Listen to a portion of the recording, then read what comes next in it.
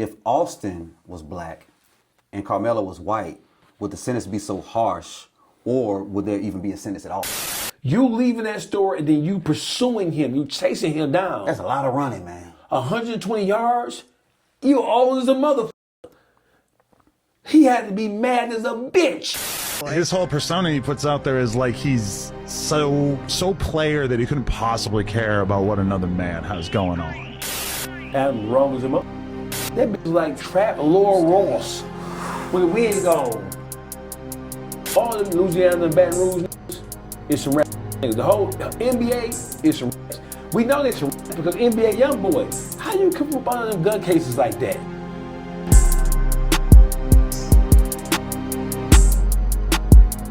Oh man. Microphone check. 1 2 1 2 1 2. You are now tuned into the Mafi Channel, and we are back with the MVP. Dawgface, man. Yeah. Welcome back already, dog. I'm the point guard for the Knicks right now. Man, dog, you talking about, they say you shoot from the half court and everything. I'm shooting for half court. Number net. Number net. No back, no glass. So we had to call in a quick one, man. We call this a state of emergency, man. Mm-hmm. It's a lot going on, man. We ain't talking about Cardi B and Offset. Shout out to Cardi B and Offset, but this ain't about them today, dog. Yeah, shout out to them. Man, they got look, their own unique set of problems. They definitely do, man. God bless them. Yeah. Man, look here, man. Man, when I first heard this name, man, I don't think they talking about the goddamn basketball player, man. Mm-hmm. It's a guy named Karmelo Anthony, man, going through a thing right now, dog. I'm going to explain the situation for people that don't know. You know what I'm saying? So, it was a guy named Austin Metcalf. He was at a track meet under a memorial tent with his teammates when Karmelo Anthony, a black kid, he was from another school, but he was under the same tent, bruh. Karmelo was asked to leave. Things escalated, and Karmelo refused to leave. He told Austin is a white kid. He told Austin, hey, look here, man. Touch me and see what happened, bro. Mm-hmm. Austin did touch him, man. He shoved him. It was a non-violently shove, as the news reported. You know what I'm saying? Karmelo then stabbed the man to death, bro, and ended up on trial for first-degree murder. The case has divided the nation because Karmelo was sentenced to 35 years as a result. Now, my first question to you, bro, was this self-defense? Yes. Why you say that? It absolutely was, because you don't, the first thing they teach you in the third grade, keep your hands to yourself. Probably before that.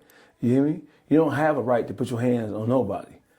If anybody is confused about the degree of what somebody has to do in order to qualify as something deserving of, or something that could lead to a tragic event, all they got to do is look at what happened with George Zimmerman and Trayvon Martin.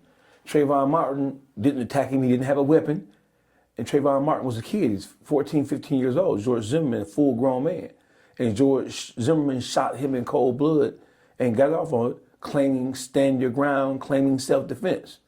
So if we're judging whether the response to an attack, and in that situation, there was no proof that Trayvon even attacked George Zimmerman. But if we're trying to measure or gauge whether or not a response to being touched or hit, it is reflective of the response, you can never do that because of two things. One, if I put my hands on you, I could slap you. If I slap you and you decide to punch me in the face, then that is on me because I should never put my hands on you. It's as simple as that. So people are Monday morning quarterbacking in this situation because the white boy got killed. The white boy got killed because first of all, let's add some other factors to it. It was a track meet, right? Mm-hmm. It was raining outside. They had video footage showing and proving that it was raining.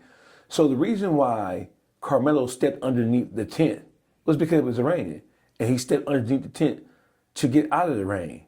So Austin Metcalf and his thuggish, ruggish, bone-ass brother approached him, knowing that he wasn't from their team, and demanded that he leave from up under the tent so that he wouldn't be rained on. So right there, that shows a level of aggression, because who are you? And mind you, there were other people under the tent who had no problem with him being there, or at least they didn't express a problem like Austin Metcalf and his brother did. So he was underneath the tent. So the only people who had a problem or voiced their concerns with him being under the tent was Austin Metcalf. And then it doesn't matter what Karmelo said. Karmelo didn't touch him. Words, sticks and stones may break my bones. He didn't touch him. He didn't insult him. He didn't threaten him. He just simply said, if you touch me, it's going to be a consequence for you touching me. He touched him, and it was a consequence for touching him. I believe it's a case of self-defense, and I believe that the legal team that he had representing him were not qualified to represent him, and they didn't do, it is an absolute fact, they didn't do a good job. You saw that lawyer, man? Yeah, right. So 'cause what was supposed to be criminal defense lawyers turned into a whole civil rights thing. And so you had people trying to grandstand and make points and use this case as like a test, like a test to show the whole world about the whole civil rights nature of the whole thing. He didn't have a traditional criminal defense team. He had civil rights lawyers in there standing in as criminal defense lawyers. That was the first problem. His family allowed the heat and the anger of the situation to overtake their better judgment. Now they're saying that the lawyers were not proper lawyers for the type of situation that presented itself. It's a murder trial, right? And the jury had the opportunity to decide. It could have been manslaughter, because Texas, unlike Michigan, for example, they don't have first, second, and third degree homicide. They have manslaughter, and they have different degrees, but they don't have first, second, and third degree. So the jury is the ones, or are the ones, who made the determination about what he was going to be found guilty of in the event that he was found guilty, which he was. The jury is the one who decided with the most controversial form of a punishment for him. Let me ask you this, man. I'm pretty sure a lot of people are wondering this question right here. If Austin was black and Karmelo was white, would the sentence be so harsh, or would there even be a sentence at all? I don't think the punishment would have been as harsh, because we know there's racial undertones that it has to be examined with this entire thing. People say, well, it's not a matter of race, it's a matter of a young boy pulling out a knife and stabbing a white boy. But they're ignoring the fact that the white boy put his hands on him. The white boy approached him. The white boy was the aggressor the entire time up until the point where he got stabbed and killed. It's as simple as that. So when you examine this case, you can't take race out of it, because what other reason? Well, he just told him to get from under the tent because he didn't belong. It was a school tent and he didn't belong there. See, that's the surface way of looking at it. And that's what white America and dumbass niggas, that's how they want you to look at it. They want you to look at it like it was just a simple, you should just left him underneath the tent. The question is, what right did you have to tell me to leave the tent? You came after I was there and demanded I leave the tent, and then you showed up with a level of aggression. And the reason why Karmelo responded like he did is because Austin was so aggressive. Nobody else had a problem. Nobody else got stabbed. There was no incident prior to Austin Metcalf and his thug-ass twin brothers showing up.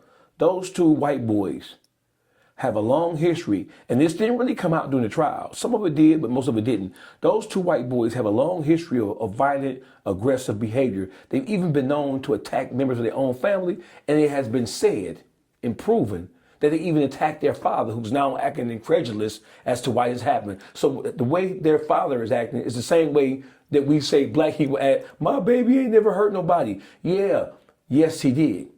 And what happened to him was a reflection of the lack of proper training and guidance from a father and from a mother inside the household that he came from. That's what happened. Damn. Let me ask you this now, man. Is a shove worth taking a life? Let's speak freely now. I mean, it's relative. It's based, so it's not just the simple act of shoving. Let's move away from that, right? Let's bring this conversation full circle. So it's not just the shove. It is the words that preceded the shove. It is the posturing. It's the disposition. People only, well, he just shoved him. No. Bro, people have been killed for less. Don't put your hands on somebody, right? And it was just Karmelo by himself. It wasn't like it was Karmelo and his buddies and Austin and his twin brother. It was Karmelo minding his own business. If we look at this, people always like to grab the lion by the tail. Let's grab it by the head. Had he not approached him, demanding that he leave from underneath that tent, had he not put his hands on him, well, he told him to, if you push me, this is going to happen. And so you telling me that he doesn't have the right to protect himself because he said, if you, see, listen, and this is why it was important. It should have been important for his legal defense team to put him on the stand, because there's no way, even though all-white jury could really understand what was going on in his mind without hearing it from him. How in the world can you present a self-defense case for a 17, 18-year-old boy about something as serious as that, and you rob the jury of the opportunity to hear from the young man who's fighting for his life? That is a serious flaw. So what, he didn't get a chance to get his shit off? No, he didn't take the stand. They just had to put him on the stand. That was a serious flaw in legal strategy. It's a self-defense case. I don't know any viable self-defense case. And I talked to my attorney, Todd Perkins, and he echoed the same sentiment that I did. I don't know how you present a self-defense situation and not give the jury the opportunity to hear what was going on in the mind of the person who's being accused of committing the murder. There's no way that they can even, to me, when you look at it and when you think about it, him not testifying, him not like showing the jury the human. Now we can say it's racist, and we can say that no matter what he would have done, right? But as a legal defense team, you have to do everything in your power. You have to employ every strategy at your disposal to defend this boy. And it was a fatal mistake. It was a fatal error in judgment for that legal defense team to not put him on the stand, to allow him to tell his side of the story. Because no matter what would have happened at the end of the day, unless he had made some prior statements which the prosecution could have used to impeach him or to expose him some way, there is no way that he was not supposed to be put on that stand so that they can question him in a way so as to allow him to show that he's more than just what he's been accused of doing. Well, give us an example. Let's say you're Karmelo's attorney. What would you have done different in that courtroom? Just that. Put him right on the stand. Just that. I would have put him on the stand to let him tell his side of the story. Because if it was what it was, right? And it's an absolute fact that he was under the tent before the Metcalf twin brothers showed up. It was a fact that it was raining and he stepped underneath the tent to get out of the rain. So it wasn't like he was under there causing trouble. It wasn't like he was under the opposing team's tent aggravating or inciting a problem with them. It's not like the Metcalf twin thugs came and tried to rescue their other teammates or classmates or schoolmates. It was none of that. It was simply they didn't like him standing underneath the tent, and they used their power and their influence and their size and their weight to try to intimidate him. And when it didn't work, because people said, well, he said, if you touch me, this is going to happen. Or if you touch me, it's going to be a consequence. So what? If I threaten you right now, and if I approach you, you can't say, hey, listen, we are arguing and we have an issue here. But if you touch me, I'm going to defend myself, right? You touch me. You can't determine and dictate how I defend myself once you put your hands on me. So the question is, was the response, was it equivalent to the threat that was posed? Was it equivalent to the assault? Because no matter how minor they try to make it appear, that was an assault. It was an assault, plain and simple. When you right now, if you go out of here and you push a white woman, right? If you go out of here and you push any woman, if she calls the police and she tells the police that you pushed her and you were enraged, you were angry, and you confronted her and told her, get out of this room. It's not your room. I'm not trespassing. I'm not doing anything to you. And you just approach her and you say, get out of this room. And she says, hey, I'm not leaving. And based on your posture, based on the things you're saying to me, if you put your hands on me, there's going to be a consequence. If she says that to you and you push her and she pulls out a gun and she shoots you, what do you think is going to happen? Oh, I know what's going to happen. Right. So it's a difference. It's a difference. Oh, he approached him. No, motherfucker. right? They teach your ass in the 1st, 2nd, and 3rd grade, keep your bitch ass hands to yourself. If the shoe was on the other foot, and if he would have approached that white boy and told that white boy to get from underneath that tent, do you know what would have happened? If that white boy would have stabbed him, that white boy would have walked away free because an angry, aggressive, gorilla, chimping ass nigga, Chud the Builder voice, approached him. So they would have been saying that he got what he deserved because he approached him in an angry, aggressive manner. It's as simple as that. So as a member of the defense team, I would have put him on that stand. And I would have designed around the questions that would have told the story, because we have the perspective from the witnesses who were, some of them were cool with Karmelo. Right. Some of the white kids underneath that tent from the other school were cool with him. And all the white kids who were underneath the tent with him turned against him. Damn. Because there was a lot of pressure because a death had occurred. So the white people who knew and who could tell the story about how it really transpired, they turned their back on Karmelo. And that is an example of systemic racism, or the pressure of white fright being placed on those young kids. So as his defense attorney, I would have been chomping at the bits to put him on the stand. I would have been prepping him. I would have been doing mock interviews and mock questioning sessions with him in order to make sure that he's ready. Damn. And then we would have had, of course, we would have had prosecutors questioning him and grilling him because they were going to cross him, right? Cross-examine him, right? He was supposed to take that stand so that he can give those white people an opportunity to see the human side of him and to hear what happened from him. Because how else do we convince the jury what was going on in his mind if we rob him of an opportunity from having the opportunity to express what was going on in his mind at the time this whole thing transpired? That was a fatal flaw. And that was because the lawyers that his parents allowed to take over that case were civil rights attorneys. And like we already know, right? It is, bruh, let me just tell you this. My heart is broken, never having had the opportunity to meet this young man, because I know how people from outside of the black race can come in and commandeer and take over a situation to make a situation their own, so they can use it to grandstand, right? So they can use it as clickbait, as a press run for them. But the fact that he didn't have the best legal minds when we knew what was at stake, we knew that he was in an uphill battle for justice, because you're in a town that's predominantly white, you go to a school that's predominantly white, and the jury pool in the county that he was being charged in is majority white. So we already knew he was fighting the uphill battle. And now all the pundits, everybody who's chiming in on this, they're saying one thing and one thing only about this legal team. They were negligent. And in my mind, I would file an ineffective assistance of counsel.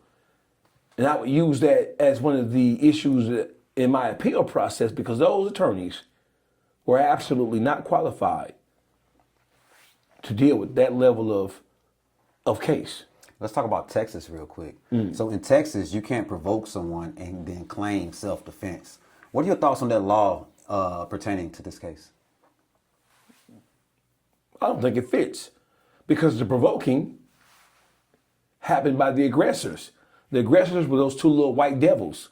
Those were the aggressors. You want to tell them to get up out of here. Right. So it's not like that Karmelo was the aggressor because he said. They're trying to sell this narrative to the world because he said, if you hit me, if you touch me, I'm going to do something. Whatever it was. He didn't say, I'm going to stab you. He didn't say, I'm going to kill you. He just said, if you touch me, it's going to be a problem. It's going to be on. And we know how kids talk, right? So the real language that was used in that whole verbal altercation, that wasn't the real language. The real language wasn't, them two crackers didn't just walk up to him and say, hey, buddy, this is not your tent.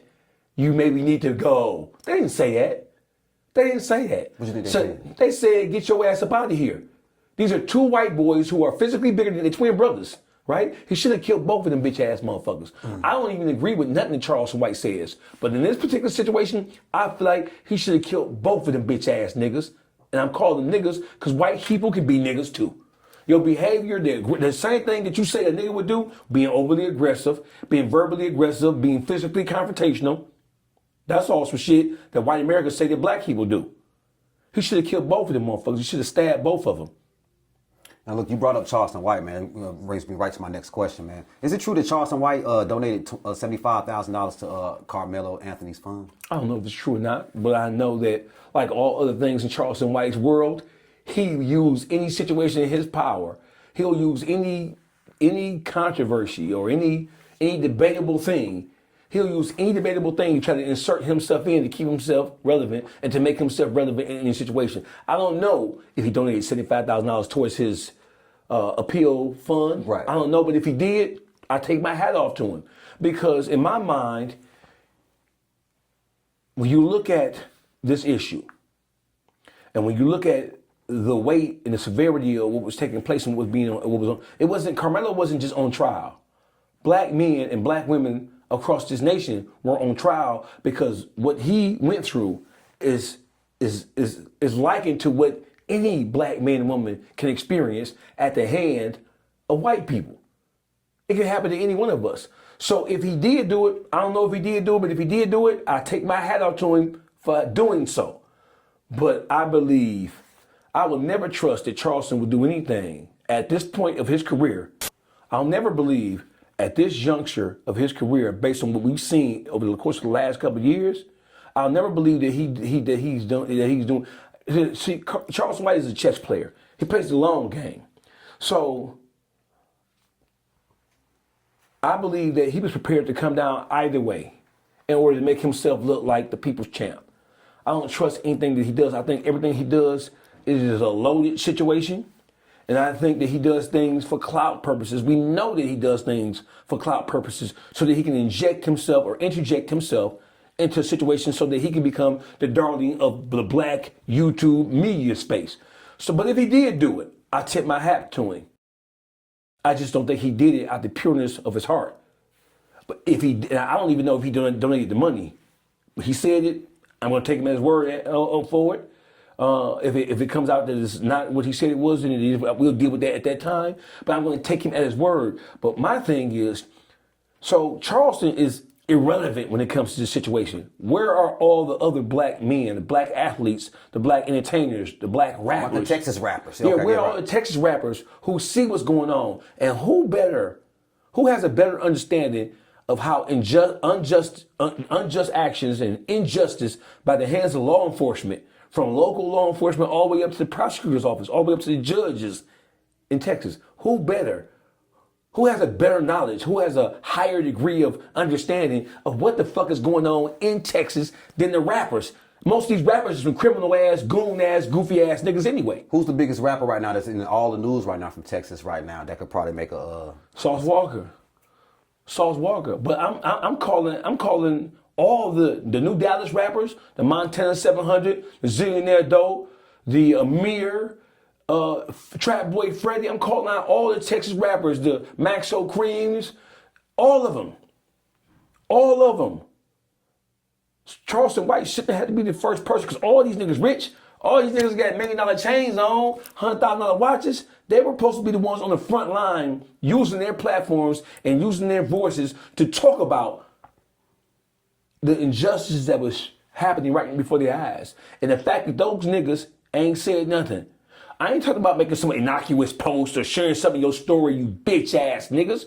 You hoe ass niggas. Bro, these rap niggas will shoot, kill, murder, stab, jump, beat, rob, without no provocation each other.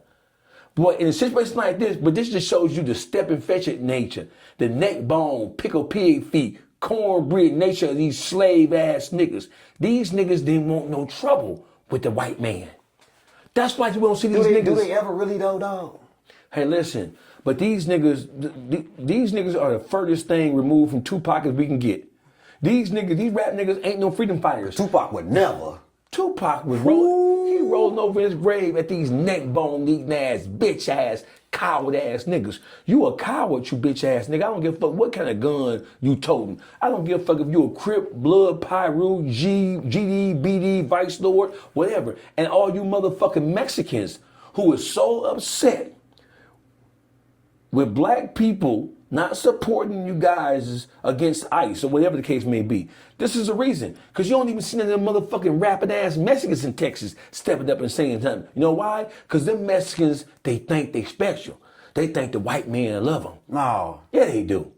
Yeah, they do. You don't see none of these motherfucking rappers on the front line? Right now, he got found guilty. What rapper, when you listen, go pick your phone up and go to your Instagram and go to Trap Boy Freddy. Go to Yellow Beezy. Yellow He in trouble right He in now. trouble. All right. Right. Go to the New Dallas artist. Go to Montana 700. Let's go to it right now. Let's go to the Instagram pages right now. They ain't even put none of this shit in their story. You know how rappers be sensitive about their pages. These niggas ain't even getting none of their stories, bro. Look at this shit. And Montana, the main one. You a hood nigga, you from the street. Damn. Ain't nothing. You ain't even making a story post. Let's go to his page. Not even a page post. Nothing. Damn. It's all this I'm getting money shit. And that is a problem with black people. See, listen, black people love to complain and love to talk about the injustices of the legal system, the judicial system in the United States of America, and police, all that kind of shit. But them coward ass niggas don't really want it like that, bro. Niggas are really intimidated and afraid of the police. They don't really want trouble like that. And these niggas are obviously more concerned with their careers and how the white people in Texas or white people in the world are going to look at them, and they don't want to affect their fan base. Son for the bitches. Don't leave that part out. Listen. Go to any one of these Texas niggas' pages and put it up and see if it's, I just showed you. No story post, no page post, no free that young man, no none of that shit. And they just sent Karmelo to a prison where the warden is the Metcalf's uncle. No. Yes. I ain't know that. Yes. The prison they sent him to is ran by a Metcalf. The brother of Austin Metcalf's father runs the prison. He's the senior warden at the prison they sent him to. So my whole thing with you Texas rap niggas and you Texas vice lords and GDs and all that other kind of shit, bet nothing happened to that young black boy up in there. You bitch ass niggas. Bet nothing happened to him in there. All that gangster shit you bitch ass niggas talking, you horse riding, cowboy boot, 10-gallon hat wearing ass niggas. Bet nothing happened to that boy at that prison system. You bitch ass niggas was stabbed and killed, anything. Y'all ain't got no conscience. Y'all shoot niggas dead in broad daylight. You in prison already, bitch. Bet nothing happened to that young black boy inside that motherfucking system. Period. Man, all you gangster ass niggas. So look, let's do this. We staying on Karmelo Anthony because it's such a huge topic, man. I ain't trying to fast forward through this at all. We gonna stay right there. Hey, shout out to my dog DJ Bless One. He's DJ_Bless One on IG. I'm gonna have him on the Mafi Channel too because I like what he got going on. He claims black people always want to invite everybody to the goddamn barbecue, man. He say a lot of people a lot of people do fuck with 1090 Jake. You know what I'm saying? But his comments on this case pissed off a lot of people, dog. He said, Karmelo Anthony, he likes playing with knives. He'll do well in prison. Karmelo Anthony got absolutely smoked in court and hit with 35 years for the stabbing murder of Austin Metcalf. As far as Karmelo Anthony goes, he'll be all right. He can parole in 17 and a half years. He'll be in his 30s. He likes playing with knives. He'll do well in prison. What are your thoughts on Jake's comments on the Karmelo case? It's typical. It is typical. Here you have a white boy who is, his claim to fame has been inserting himself into black business, right? And I have been supportive of Jake. So what I'm about to say, yeah, me too. What I'm about to say, I don't want Jake, even though I don't give a fuck about how he feel. I want him to take what I'm about to say with a grain of salt. And here's the grain for you. Talk about not knowing how to read the room. Black people are already at a feverish pitch when it comes to this whole situation, right? They're already hot under the collar when it comes to the conviction alone. So for you to make fun or make light or to make a parody out of the conviction and then the sentence of 35 years, it shows you how disconnected he is, and he grew up around all black people. His whole story is he's a fucking wigger of epic fucking proportion. So for you not to be able to read the temperature in the room, and for you to say that in the face of everything that's going on, and you're saying that in the face of all the anger, frustration, resentment, racial animosity, and racial tension going on. For you to make a joke like that, for you to use your platform and use your voice to make a joke or make a crack or to comment in such a cavalierly, recklessly fashion about this shit, it is crazy as a motherfucker, right? That shows you, listen, when you invite them crackers to the party, you have to understand that you inviting crackers to the party who believe it's okay to say nigga. You're inviting crackers to the party, and not just white people, because Asians and Arabs and Indians all chiming in. They all making fun of this shit.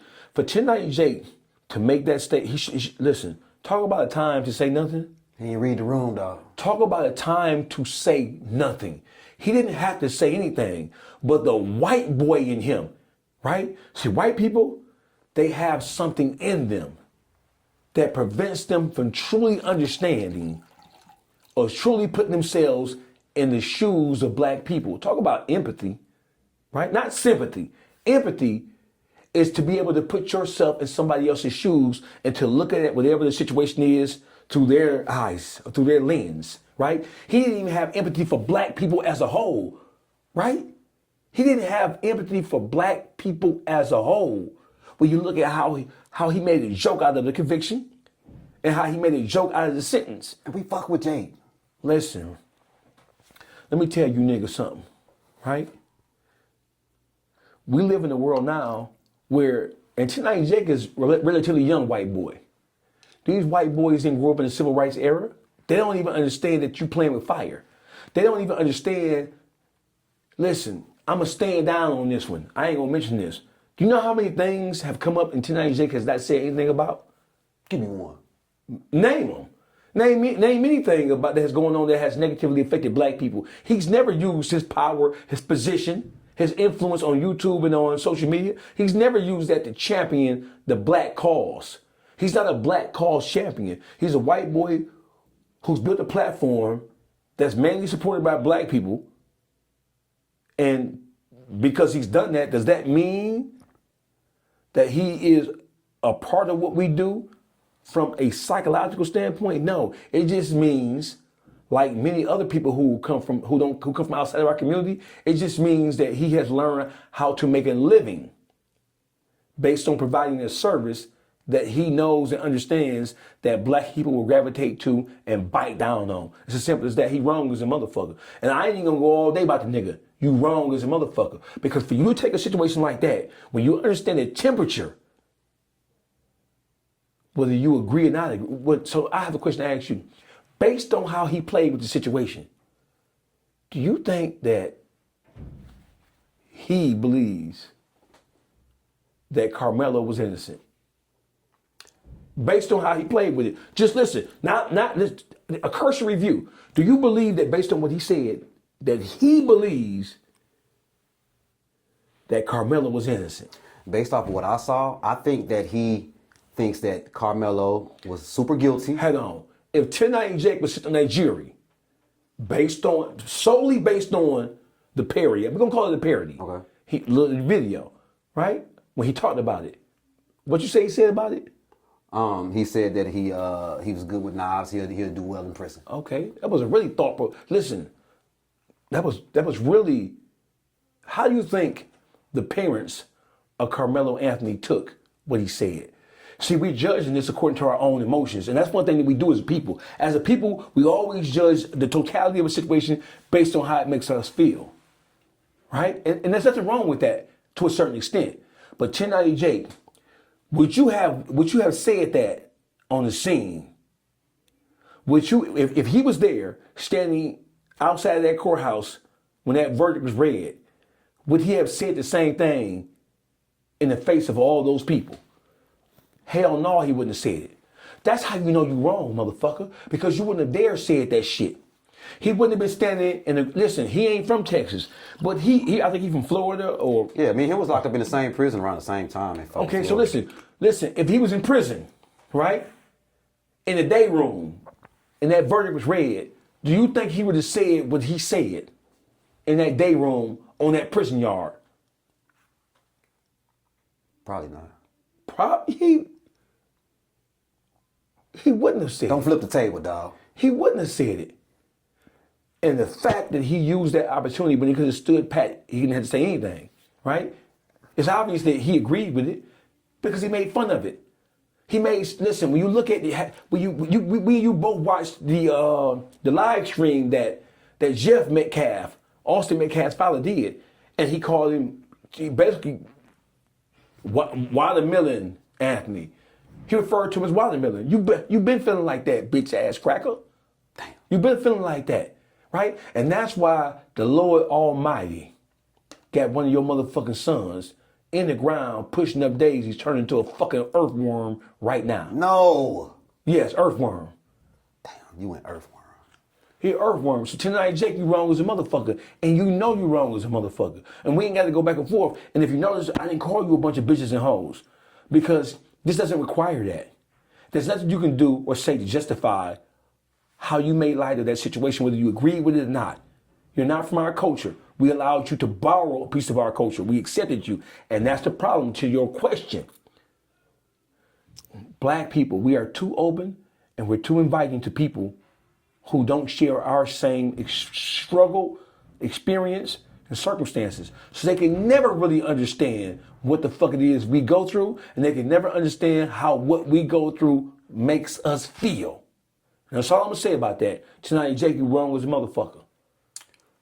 So do you agree with DJ Bless One when he said that black folks invite them to anybody to the goddamn barbecue? We do, we're too accepting. Damn. Because that's how we survive like that, right? So we nice as hell. We the nice race. Hey, listen, despite how the media and how white people in this country portray us, black people are some of the most open, inviting people, some of the most giving people on this planet. If we're some of the most forgiving people on this planet. Oh, what do you mean, Dawgface? Forgiving? We shoot, we kill, we rob everything. Hey, listen. They're gonna be on your ass in the comments, bro. I don't give a fuck what the comment. Let me tell you something, right? Black people, if we were as foul and vindictive and as vendetta-based as people think we are, then we would be cutting white people's heads off and we would be robbing them left and right for the shit their ancestors did to our ancestors, to our forefathers and foremothers. If we were really as cruel and dead set focused on destroying shit, we would be destroying their ass. And that's the underlying principle of why white people are afraid of black people right now. White people don't want to see black people in power because in the dark recesses of their motherfucking minds, they believe that we ever have real political power and economic control over anything, that we're going to use our power and control to exact revenge on them for the shit they did to our forefathers and foremothers. It's as simple as that. Look, man, going off what my dog Bless One said, man, do you feel like people like Jake, Jelly Roll, Kid Rock, Pink, and Post Malone embrace black culture when it's convenient? Then when they get to a certain point, they go back to the white side. Same shit Elvis Presley did. Come on, man. I'm from Memphis, bro. We ain't doing Memphis. Not Elvis, dog. Not Elvis Aaron Presley, bro. Elvis was a racist son of a bitch. A nigga can't do nothing but shine my blue suede shoes. You can't even shine suede. That tells you the degree. That's a lot of scrubbing, man. Listen, shine my blue suede shoes. You can't even shine suede. Man.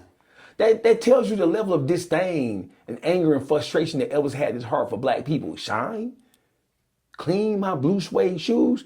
But what people ain't telling him is that the people who taught that little bitch ass nigga how to sing were black women specifically.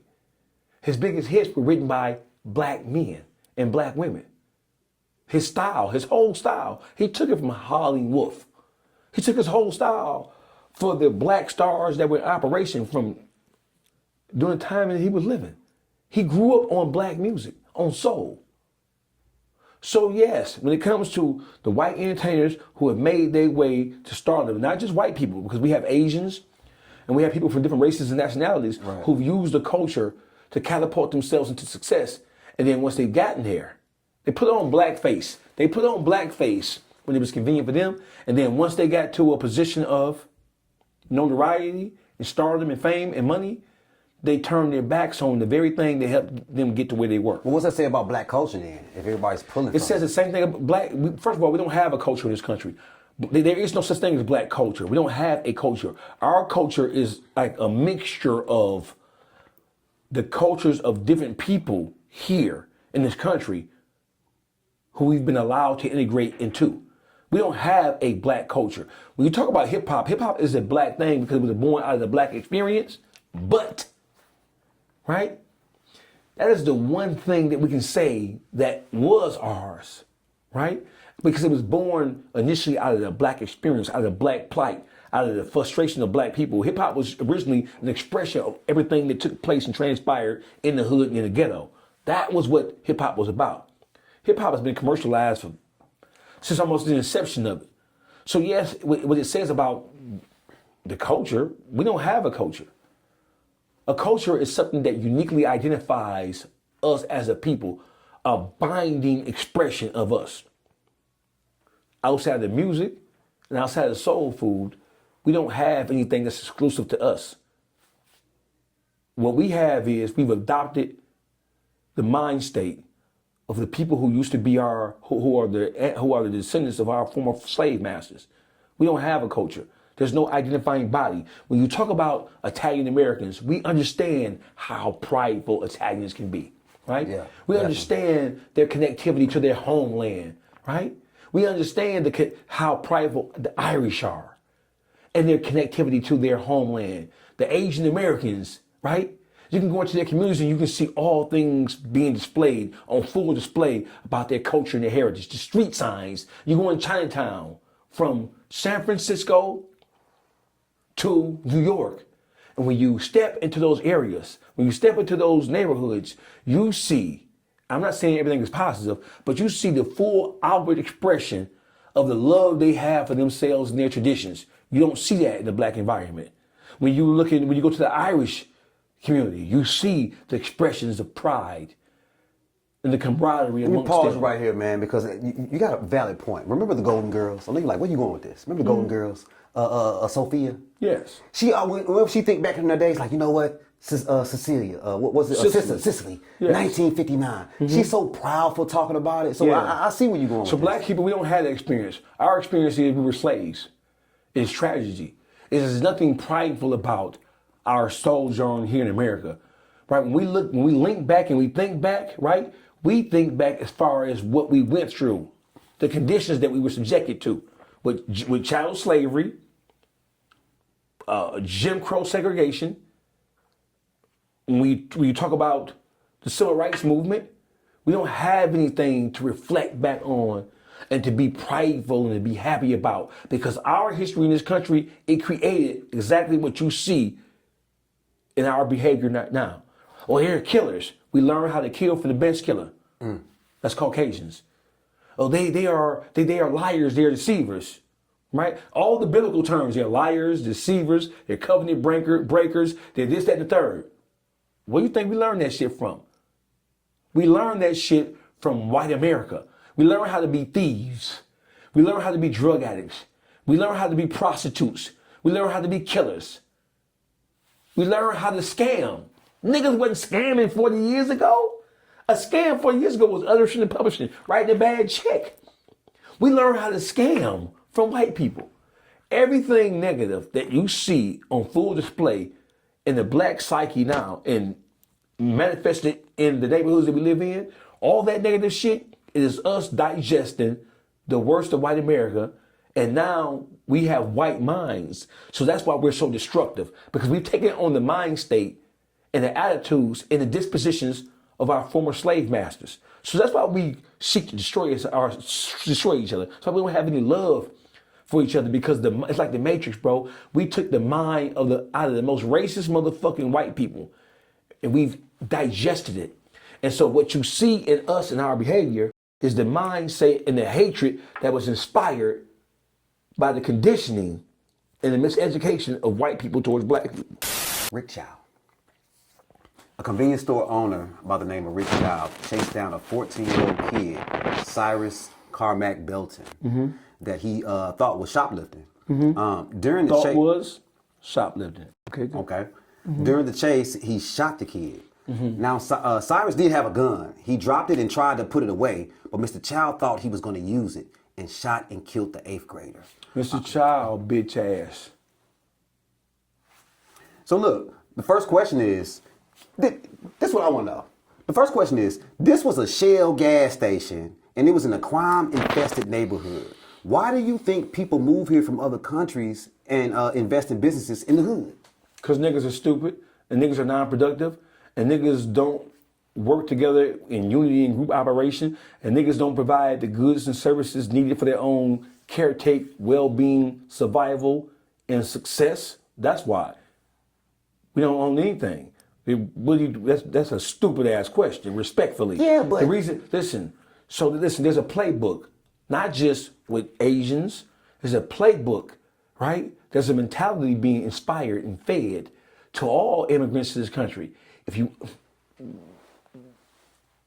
Whether they be Jew, whether they be Irish, whether they be, because inside the black communities, everybody has had all different nationalities have had the opportunity to get rich off of our backs, right? When you think back to after World War I, when the Chinese and Japanese were let out of the internment camps, right?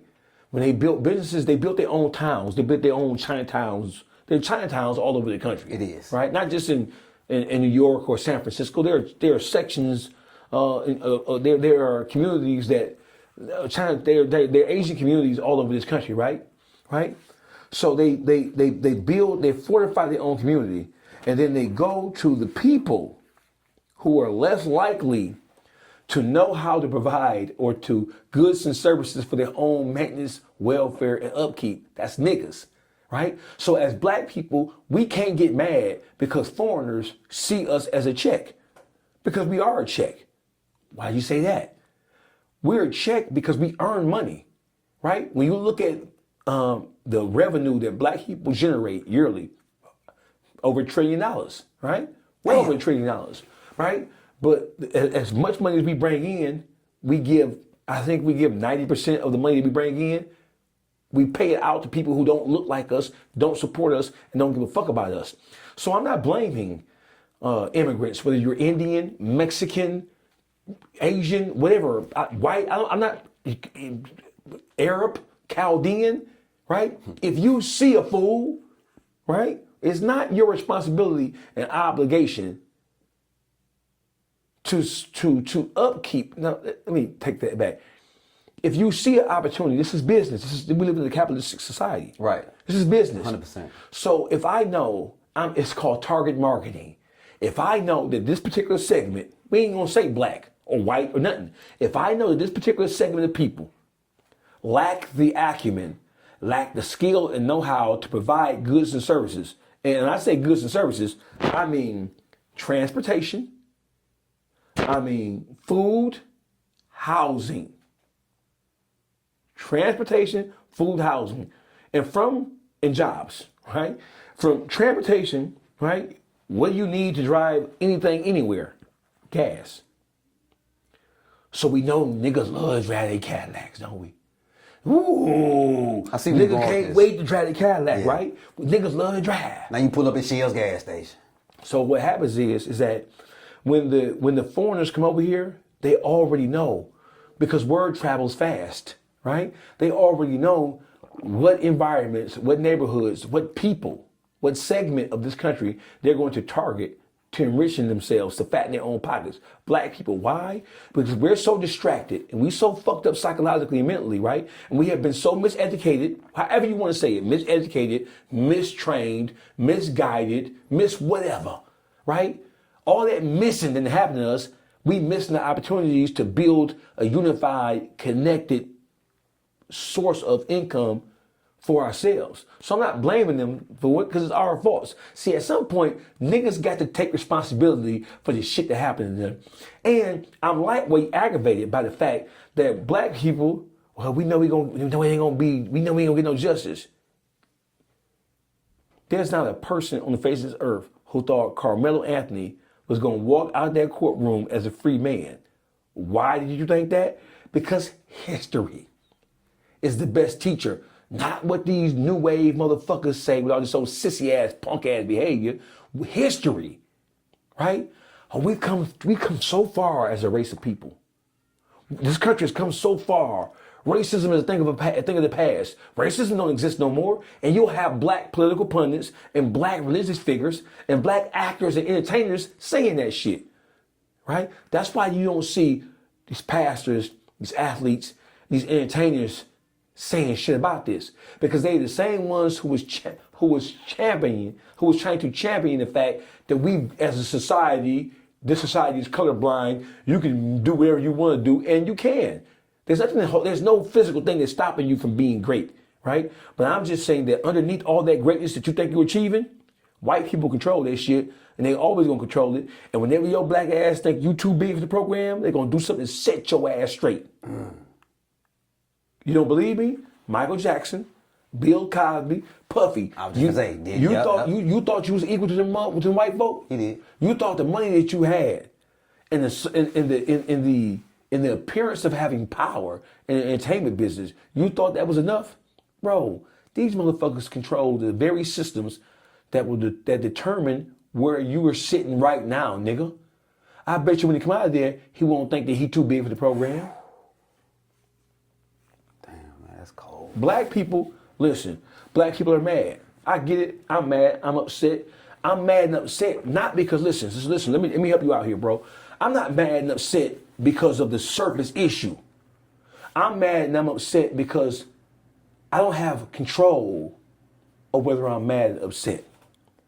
My soul and my spirit is disturbed of what happened to him, like it has happened to many other young black men, older black men and women now.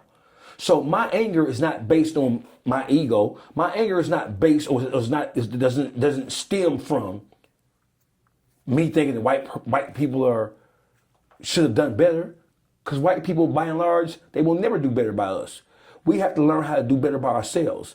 And until we learn how to self-govern ourselves, why are you trusting people who you know have been dead set on seeing your destruction, not just here? Let's look at this from a world view. White people the world over and their minions, because we have a lot of Hispanics who have white minds. We have a lot of Asians who have white minds. On the outside, they don't look like Caucasians, but psychologically, they have more disdain in their hearts, and they hate us and distrust us more than the regular white man do. So black people, y'all need to wake the fuck up. You're looking for justice in a system that was built and designed to provide justice for the people who don't like you. And that is a sign and a form of insanity. Insanity is doing the same thing over and over again, the same way, but expecting a different result. How could you expect anything other than what we got? How could you expect that? And so they're using us against us. Y'all call each other niggas, so we can call each other niggas too. Like the Chinese motherfucking bitch ass rap nigga China Mac. I get to him too, like him. Yeah, we're gonna get to him. Like him, right? So listen, so when we say black people, we invite anybody into the barbecue, right? That is literal and that is metaphorical, because literally we will embrace anybody. You know why? Because we've been judged harshly. People have judged us not by the content of our character, but by the color of our skin. And they've condemned us. So we don't want to be like that. Even the worst amongst us, even the most violent and the most aggressive amongst us, we still have a kind, tender spot in our hearts for people who like us, bro. You go in a black neighborhood and you're a white person or you are an Asian person. Asians, Arabs, and white people, and Indians, they have less to fear in a black neighborhood than we have to fear in their neighborhoods, because you know what's going to happen if your black ass go to a predominantly white neighborhood and you look like you don't be there. Ahmaud Arbery in Georgia, the brother who was chased down by them crackers in that pickup truck and shot for just jogging through a motherfucking neighborhood. Listen, we have history. We have cell phones. We have Google. We have YouTube. There's nothing stopping you from learning and understanding something, right? There's not. So listen, we know what the problem is. Well, racism. Hey, listen, nigga. We know what happened. We know we are aware of what we've been through. Here's the thing, right? This whole world and everything in this world and everything that happens in this world, it can be figured out just by using mathematics. Everything is a mathematical equation, right?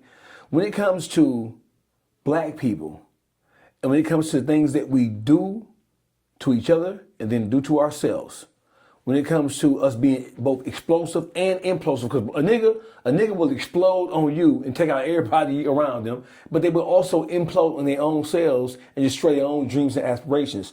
Hey, listen, we're at a time now where we can't continue to blame anything that happened to us in this country for us not being successful. It's time out for that shit, right? Because too many people, the reason why it's time out for it is not because racism don't exist. It's not because white people have fallen in love with black people all of a sudden and everything is A-OK and hunky-dory. That's not what it is. Because at this point, you have black people who are lazy, who are uninspired, who are using everything as a justification for why they can't be great, why they can't do something. It's become a crutch now, right? And I know it sounds kind of strange coming from me, but the fact of the matter is that you have niggas who don't know a goddamn thing about slavery, blaming slavery for their condition. Nigga, you ain't read a book. You don't know shit about history. Nigga, you ain't even go to school, and when you did go to school, you certainly wasn't paying attention to history. You don't know, you ain't even watch Roots. These niggas ain't even watch Roots. These niggas ain't watch Roots. They ain't watch Imitation of Life. These niggas ain't even watch Uptown Saturday Night. These niggas don't know how to be gangsters. Hey, listen, let me tell you something, right? You have a large segment of black people in America, right, who are so miseducated, so uneducated, that they don't even know what they don't know. You got motherfuckers who run around, who have their ignorance on full fucking display for the whole world to see. And when you check them about it, when you say something to them about their ignorant ass behavior, they look at you like you the uncool dude, like you washed up ass old nigga who don't know what the fuck you talking about. No, motherfucker, right? I have been where you have yet to go. That's number one. Number two, we were slaves. Okay. I want to say whoop-de-fucking-do. We were slaves, right? We went through slavery, we went through segregation, we went through slavery, Reconstruction, Jim Crow segregation, the Civil Rights Movement, and we're going through all the systemic racism we have right now. We went through all that. Okay. So does that mean that the things that we went through stop us from being our best selves now? Is there still an invisible wall? Is there still a physical or an invisible wall stopping you from acquiring a business? Is it something that's stopping you from teaching and training your kids? Is it something stopping you from telling your kids to turn the motherfucking iPad and the iPhone off and read a book? Is it something stopping you from repositioning yourself so that you become your best possible self so that your kids can benefit, your family can benefit from you being your best possible fucking self? What's stopping you from being your best possible self? Not a motherfucking thing. You. Not a motherfucking thing. So when you have motherfuckers always trying to make an excuse, and listen, this country needs this shit. We needed Trayvon Martin. We needed Sandra Bland. We needed Ahmaud Arbery. We needed George Floyd. We need that. You know why? Because at what point is you stupid ass niggas gonna realize that you might need to do for yourself? You might need to resituate the way you think so that you can start to have a positive impact and influence on your community as a whole. Because right now, it's every man for himself. There's no race of people on the face of this earth can win or be successful when the majority of them is thinking it's every man for themselves. Now, look, let me bring back into to Mr. Chow real quick, man. Before the current situation, did you know this?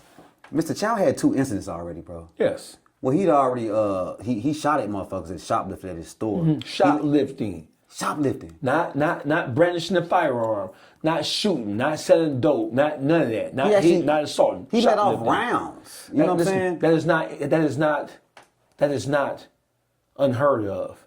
We have situations in Detroit where the Indian and Arab and Chaldean gas station and liquor store owners have shot at black people. But why do you think that is, though, man? Because they don't give a fuck about us. They look at us as a source of income only. They're not invested in our community. Nigga that ran off with a honey bun or something. You gonna let off rounds, though, bro? Yes, because you have a store, you have a business, and you have it in an urban environment where the probability or the likelihood of retail fraud is high as a motherfucker. That comes with it. You can write it off. It's a tax write-off, right? Right. But these motherfuckers are so mad and so upset, and they have such little regard for black people as a whole. They look at anything that we do to them as a personal offense that must be dealt with in the harshest and most strictest terms. But all while forgetting that if it wasn't for your business inside this black community, you wouldn't have a business because the white man ain't gonna let you, Mr. Indian, Mr. Chaldean, Mr. Asian.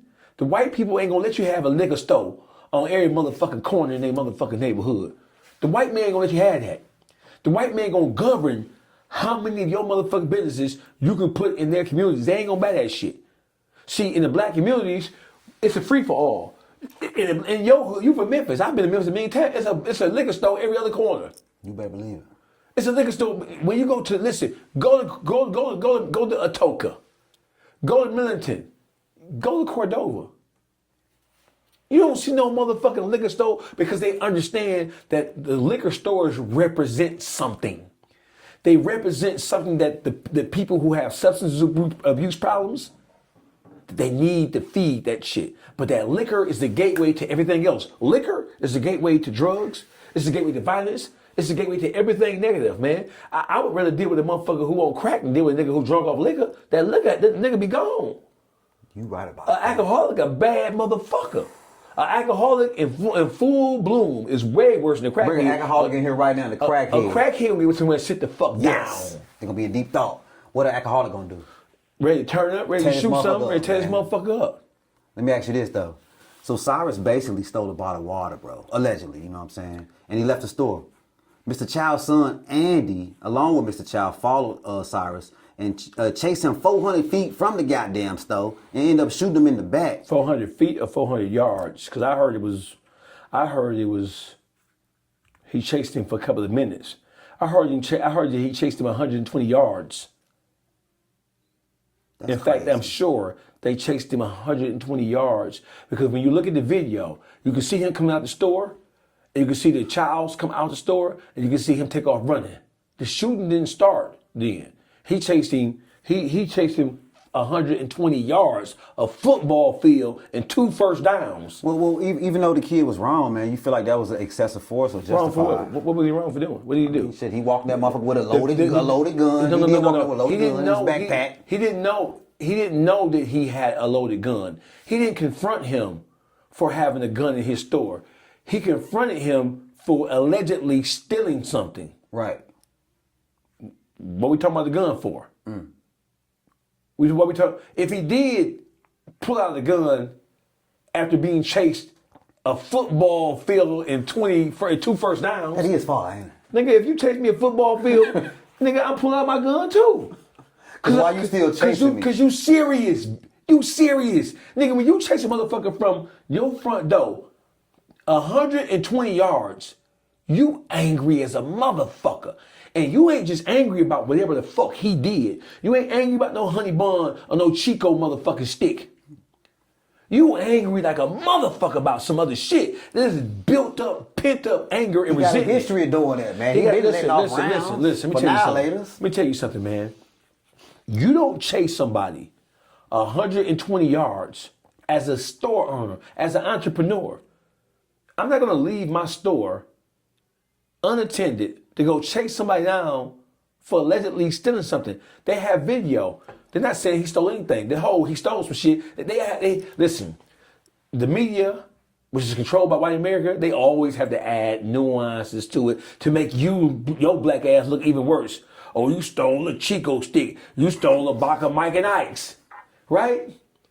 You're talking like, and they are talking like, that he committed a Class A felony, like he brandished a firearm, like he stuck the motherfucking place up. And even if he had did all of that, why didn't you call the police? Because if you think about what they're telling black people to do, when black people are faced with similar situations, they're telling us that we were wrong. You went one step too far. Contrast that shit to the All-Star JR situation. All-Star JR is being beaten by an angry mob of disrespectful, demon-ass, pickle pig feeding eating ass niggas. He being beaten and robbed. Yeah, we definitely Right? get to him. A gun drops. He uses the gun to defend himself. And they're not saying that he didn't have the right initially. They're saying that he went too far because after the threat ceased to exist, he continued to do what he was doing. Mr. Chow, when that young man left your store for whatever he did, we know he didn't pull out a firearm. He didn't display a firearm. That's true. He didn't threaten to pull out a firearm. It's all on candid camera. See, these incidents are becoming more and more egregious because we can see it. To us, it is a more egregious thing because we can see it because it's on videotape, right? It's on videotape. When he walked out your store and nobody inside your store was unharmed, that's the end of that threat. You leaving that store and then you pursuing him, you chasing him down. That's a lot of running, man. 120 yards? You old as a motherfucker. He had to be mad as a bitch. You chased him 120 yards and just shot him. And then your excuse is he pulled out a gun. Bitch, I pulled out a gun too. Because, bitch, you got a gun in your hand, I can see it. So, when you chasing me 120 yards, bitch, you mean business, bitch. You mean business. I would have pulled out a gun. I would have zigged when you zag, pulled my strap out and shot your bitch Why you ass. still chasing me? It's over. You chasing, listen, he got found out guilty. Yeah, that's why I was going at now. What? Look, after 3 years in jail, he was locked up for 3 years though, bro. He was locked up for 3 years in jail. Rick Chow was found not guilty. What are your thoughts on the verdict? Asians are more like white people than they are black people. They get along with white people. They parlay and they coalesce with white people. Most of the immigrants, all of the immigrants, the difference between an immigrant and us, we're not immigrants. We didn't just come here looking, Plymouth Rock, we didn't land on Plymouth Rock. Plymouth Rock landed on us. We didn't come here looking for a better opportunity. We didn't come to a land of milk and honey and endless fucking possibilities. That's not how we came here. That's not how we got here. These immigrants, before they even come here, they are already conditioned to believe the worst about black people. Hollywood tells them and teaches them. It shows them who we are, right? You know how they say your reputation precedes you? Yes. The reputation as black people as a whole. We're violent, we're angry, we're aggressive, we're drug addicts, we pimps, our women are loose, our women are for the taking. That's why you see so many Indians fucking black women who work in a, that's why you see so many Chaldeans and Arabs fucking on black women.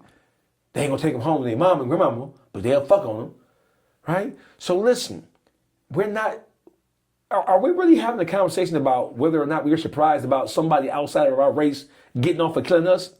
Go back to California. Go back to L.A. There have been riots in L.A.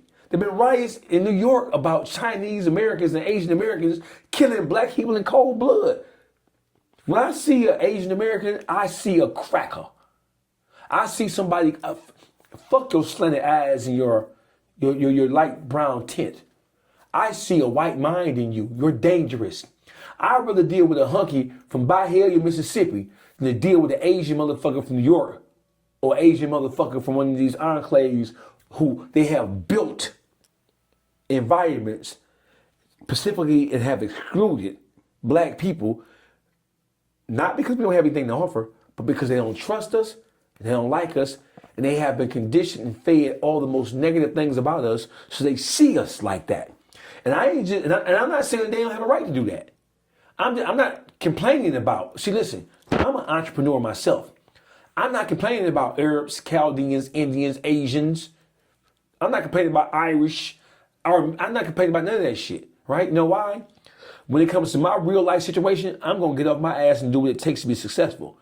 I surround myself with people who are going to do what it takes and going to get off their ass to become successful. I'm not going to surround myself, and I'm not going to allow a motherfucker to come in my circumference who does not share the same principles, morals, and values that I do. That's why when most niggas get money, they get the fuck out the hood. Because you know that whatever you have, you become a target then. You better believe it. Right? Because whatever you did to be successful, whether there's something under the table or on top of the table, it don't matter how you got it, a nigga gonna seek to take it from you. So listen, when it comes to how they feel about us, in some instances, they're justified. Because we eat our own. We destroy our own. Black people are both explosive and implosive. We will explode and destroy you, and you. With our own behavior, right? Our behavior will cause an explosion in your family. When you kill somebody, especially when there's no justification to do it, right? You're not just hurting the person you killed. You're destroying, you're lighting a fire in the families and in the friends of the people who love that person, right? So we will explode and hurt everybody. And then we will implode and then blame everybody. Well, look here. Let's bring up somebody that feels a certain way about this Mr. Chow situation. And Okay. It's China Mac. So let me tell you something about China Mac, man. China Mac said that black people should be held accountable for our crimes against Asians. Black people, I know y'all looking for accountability from the Asian community regarding Rick Chow and the murder that he committed. So on behalf of the Asian community, I take accountability for this man's actions. He was absolutely wrong for chasing Cyrus when Cyrus left the store. They wasn't even sure if the kid did anything wrong, which it turned out he didn't do anything wrong. But now black folks, you see what I just did? And I did that from the bottom of my heart because I genuinely believe that he was wrong. But when things happen to Asians from the black folks, we gonna need y'all to take some accountability as well. It's only right. Was his timing off for this comment, or does he have a point? Here's another example of a person who does not, who lacks empathy in a real way. First of all, China Mac, shut your bitch ass up. What the fuck is you talking about? You bitch ass motherfucker. You are notable because you have adopted all things hip hop and all things rap. You're not Bruce Lee, motherfucker. You ain't known for jumping over no motherfucking human being in one. You ain't known for chopper sticking in a nigga. You known for absorbing all things black culture, you bitch ass nigga. Since you love saying nigga so much, and since you putting little Chinese motherfuckers saying niggas on your Instagram and laughing about it like it's cute, right? Hey, listen. You have the right to your opinion, but you don't have the right to try to determine or decide how black people respond when we see something that to us seems like, feels like, and smells like racism. If you want to be a champion of your people and for your people, right? If you want to be an ambassador or liaison between the Asian community and black people, be that. But don't wait until an obvious travesty and a miscarriage of justice happens before you want to step up. Black people can't boycott us. Bitch, you can't tell us how to feel. Did you see that video that I'm talking about? Hey, listen, you bitch ass nigga. You can't tell black people how to feel about a perceived slight. How dare you even try to offer some type of commentary where you're acting like you're trying to articulate to us. Is this another situation where another race didn't read the room? Yes. Listen, if you're going to be a liaison, which you can't be because you're not black, you can never, listen, let me tell you something, bro. Hey, Mac, bring it in. You don't know what it is to be black. And I don't give a fuck what you experience and what your people experienced, right?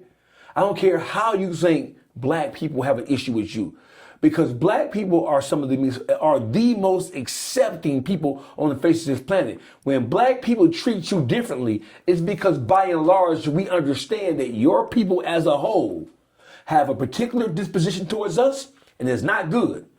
And when things happen to us at the hands of white people, oftentimes the Asian community, they side with Caucasians. And so that's why We don't trust you motherfuckers. And that's why it is hostility. And above, listen, some of the things he said were right and exact. But you don't tell us. How dare, it's like you trying to go tell a Jew how they should feel about somebody who they have deemed anti-Semitic. They don't even play. Go tell a Jew how they should feel about a Muslim. They're going to, listen, if you even attempt to do that, they're going to crush you for having the nerve, right? So the whole thing is trying to make, bitch, what you should have been doing is, and see, here's another example of niggas allowing these motherfuckers to come into our thing, this thing of ours, right? And feel so comfortable with this thing of ours, right? That he ain't even thinking about guarding his tongue. He's just saying whatever comes to his mind about something that affects us. Oh, y'all don't got no right to be protesting? Shut your bitch ass up. You bitch ass nigga. Fuck is you talking about? And the bitch had nerve to come on my motherfucking post. No. And made a little comment on the post. I didn't forget what it was, but bitch, I seen that, you bitch ass nigga. What was he insinuating? I don't know, but bitch, I'll box you, bitch. I'll box you. No kung fu though, bitch. I don't know kung fu, bitch. I don't know no kung fu. You might know Muay Thai or some shit. I don't give a fuck. Let's get that boxing ring, bitch. Trying to make shut your bitch ass up talking about black struggle, bitch. You ain't got no right to tell us what the fuck to do and how the fuck to feel about something that happened to us, you bitch ass nigga. Just like we don't have no right to tell you how you supposed to feel about something, you bitch ass nigga. Get your bitch ass over there eat a noodle, bitch. Top ramen noodle eating ass, bitch. Look, I'm not trying to play devil's advocate, but I'm in my bag right now. So let's say playing devil's advocate. Dawgface, do you feel black people will always side with other black people, whether they're right or wrong in these type of situations, though, bro? Fuck no. Hell no. What? You have plenty of black people who have taken the opposite side of everything, bro. You have black people who are black in appearance only, but they view and they judge the things that happen to us as a people through the lens and through the eyes and from the perspective of white people or from the perspective of people who don't have our interests in mind. Fuck no. Black people are the most fractured people in this country. That's why we lack true political power and true economic power, because we are too busy fighting against ourselves. A nation divided against itself can never stand. It can never rise. It can never incorporate any long-lasting power or any significant power or momentum to change. They don't give a fuck about us except to use us for their own whims. One of your homies, one of your media homies. Who? Man, what the fuck going on with Charlemagne the God and academics, bro? Hey, academics. We know each other. Charlemagne, we've never had that pleasure of meeting.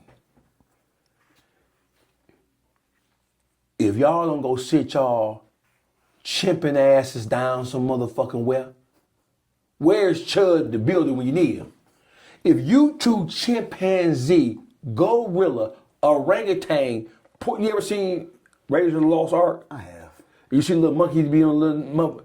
If y'all don't go sit y'all two signifying monkey, Rudy Ray Moe asses down. At this, listen, I need y'all both multi-millionaires. Y'all both have built empires around yourselves, empires that have it. Y'all both are bosses. Just be like, black people love to use the term. Right. Both bosses. At this particular juncture, based on all the things that we're going through as a people, the last thing we need is to have two powerhouse titans going at each other. Charlemagne, if you know, the issue is you came to academics and you told academics that somebody was plotting against him. If you're not going to tell him who was doing it, you shouldn't have said nothing at all. Do you think he meant well, though? He shouldn't have said nothing at all, because if you come and tell me somebody's plotting to take me out, if you know that somebody's plotting to take me out, you know who. I'm going to tell you, though. If you know that their plot exists, right? You're not some hood nigga standing on the corner smoking a joint. Then you're Charlemagne the God, bro. You're one of the most, according to Complex, with they stupid ass, but according to Complex, you're one of the most powerful motherfuckers in media.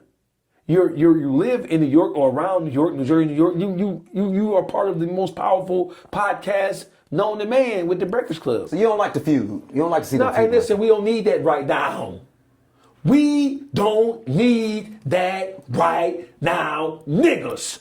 So this is nigga shit exemplified on the highest level of the game. Look at all the shit going on socially. Y'all should be using y'all power, using y'all platforms to address. Y'all got millions of followers. People, y'all have the ear of the fucking world. So instead of y'all going back and forth with each other, and I know I'm guilty of it too. I'm guilty of going low too. I live in the low. I get it. But when it comes to people who have that much power and influence, y'all efforts can be better served at trying to bring attention and bring awareness and trying to use the platforms y'all have to inspire people who look like you to do their best, even in the worst of situations. And that's all I'm gonna say about that. Y'all need to sit y'all ass down and grow the fuck up. Did you see the Adam22 and Sauce Walker baby mama interview? I've seen it. Shout out to my dog Adam, man. Adam. What was your thoughts on that, bro? Drake has done more for me than my baby daddy has ever done since the moment I've met him. So let's just make that very clear. Almost every conversation I have with him, with my baby daddy, he mentions Drake in one way or another. If I ask him and I'm like, hey, can you give me some money for Splash so I can, pay for his daycare this month? Your child is named Splash, for the record. Splash, yes. Okay. No, call Drake. He can do it. So he was really butthurt about that one, huh? Yeah. 90% of our conflict at this moment is because of Drake. And I'm like, that happened 2 years ago. Get over it. Like, why do you have your nuts in a twist over this man so badly? Like, do you want to go f*** him? Yeah. Wow. If that's what you want to do, then, shoot your shot, homeboy. His whole persona he puts out there is like he's so player that he couldn't possibly care about what another man has going on. Adam wrong as a motherfucker. Come on, man. When I went to No Jumper, right? I was truthful. I ain't no fake ass nigga. I'm gonna tell you I was talking about you. I had something to say about you. I was gossiping about you.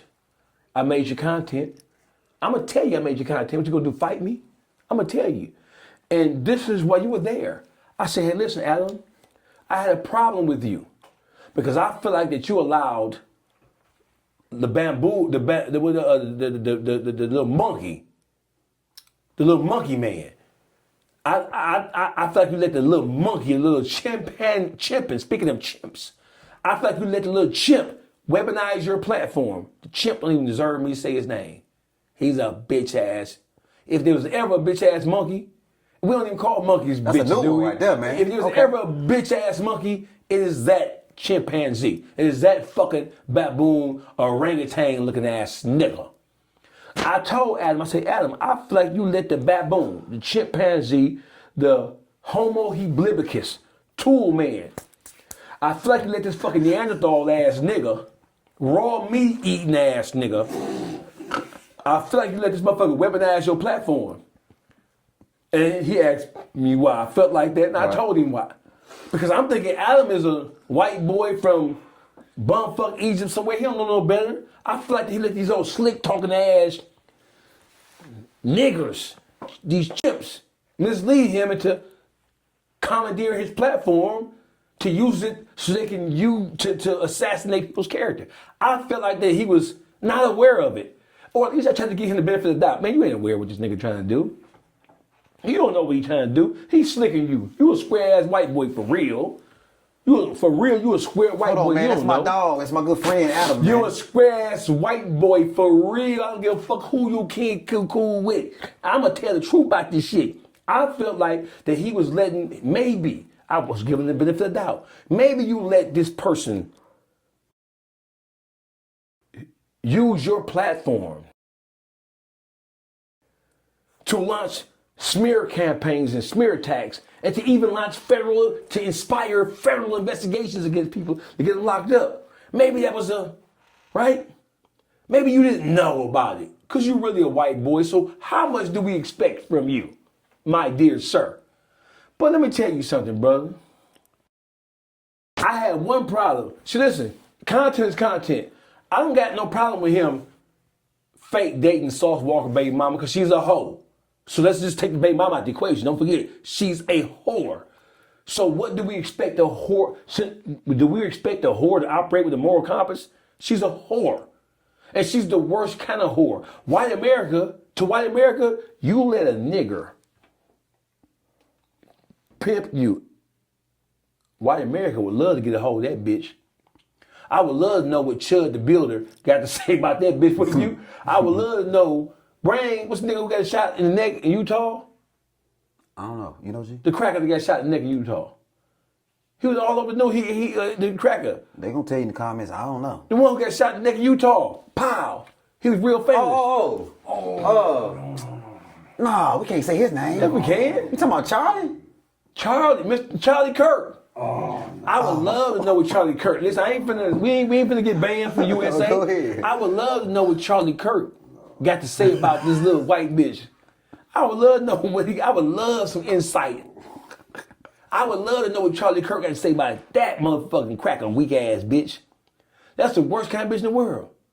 That's number one. Number two, listen, Adam was right for everything except this one thing. When they were talking about finances and talking about money, right? Adam exposed himself when he said, well, you know, the IRS, to talk to the IRS about that. You weren't feeling that? Fuck no, you know why? He at war, man. The IRS, That's war. It's a war. Listen, so all things are fair when if it's war. So telling a goofy dumbass bitch who has the brain power of a mustard seed, right? This bitch got the brain power of a billy goat. She's a whore. So suggesting to a whore who obviously doesn't know how to do better, this bitch obviously ain't the brightest, ain't the sharpest tool in the shed. This bitch is not the wrench in the toolbox, right?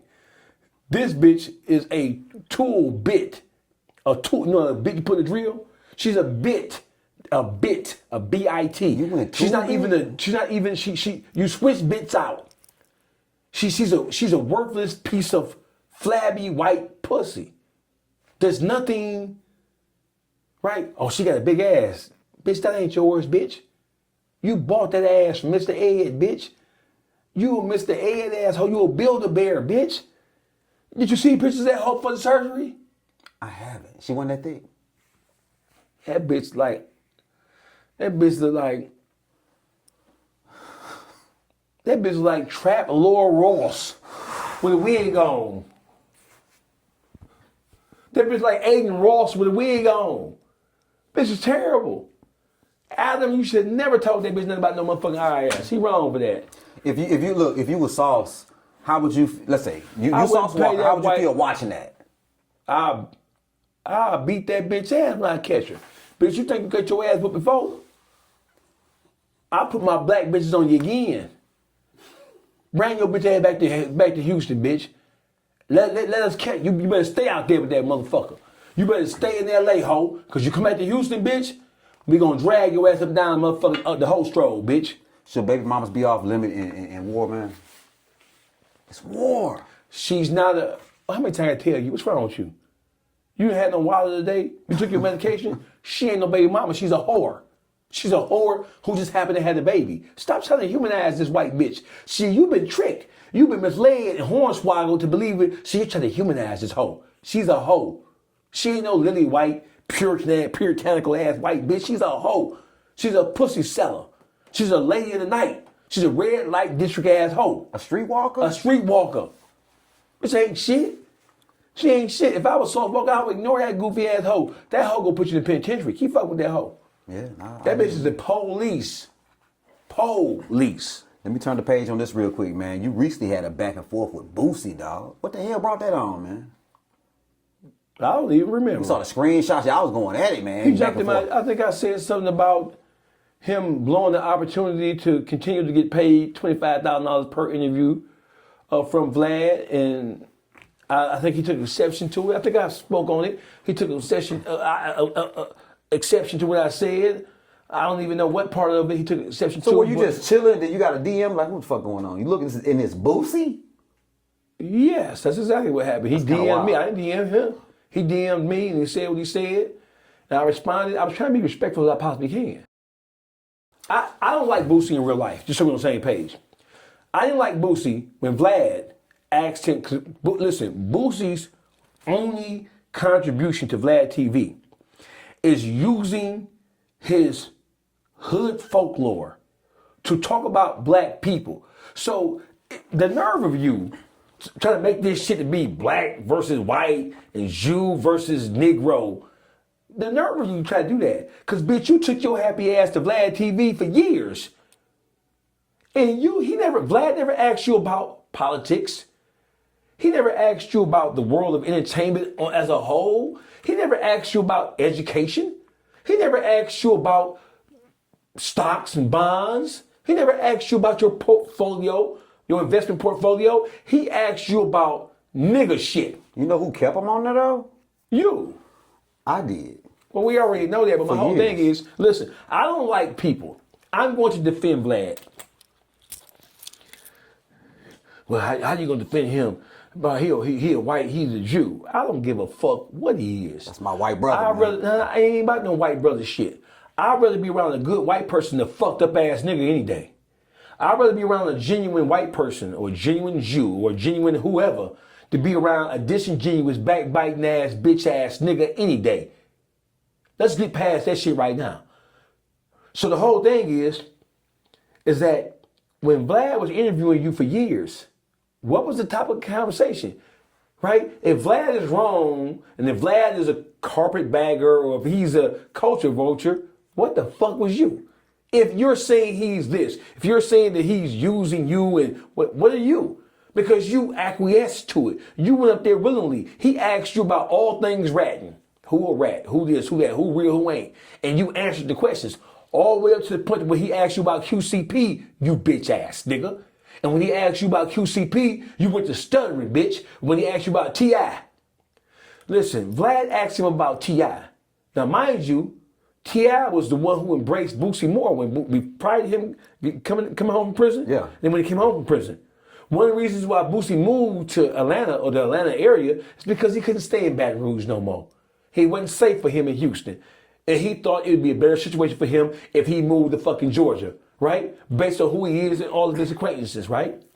You came to Atlanta and you befriended everybody. Because Boosie is a legendary hip-hop figure. So it is what it is. You know, he's a real nigga who beat Death Row, who beat Angola. I get you, right? But Boosie, you took your bitch ass at the Vlad, and you were more than happy to condemn and criticize all things black without no problem. And a lot of times, he had to provoke you. He just simply asked you, what you think about X, Y, Z? And you, this nigga rat, this nigga hoe, this nigga ain't real because he fucking with this nigga and this nigga ain't real. So if you fuck with nigga who ain't real, you ain't real. All your buddies was the same niggas that we now know, thanks to 21 Savage, and thanks to the leaked jail phone calls between Thug and Gunna, between Thug and 21 Savage, we know that listen, the term selective gangsterism is when you pick and choose who you gonna call a rat because you understand these things got gangster in them. And that's what he did when Vlad, go back and look at that interview when Vlad asked him about QCP, but QCP got exposed as being a motherfucking rodent. When we play it right now? Yeah, play it right now, hit it. P from QC, he had paperwork that popped up. Basically, I'm looking at the article right now. That there was some paperwork that surfaced saying that he allegedly cooperated with police in identifying a man who shot and killed his brother. He said, oh, I see that 300 million got all them hating ass dudes mad back home. Anybody know me, know my character. Our culture's so fucked up. It's sad y'all live in this imaginary street dream. I'm changing lives and changing my family curse. I don't got no love for no dude that tried to kill me or mine. I ain't in the streets. Never wanted to be. I played the hand that I was dealt and made something out of it. Y'all bum-ass dudes should do the same. How do you take that? Running back? The whole thing?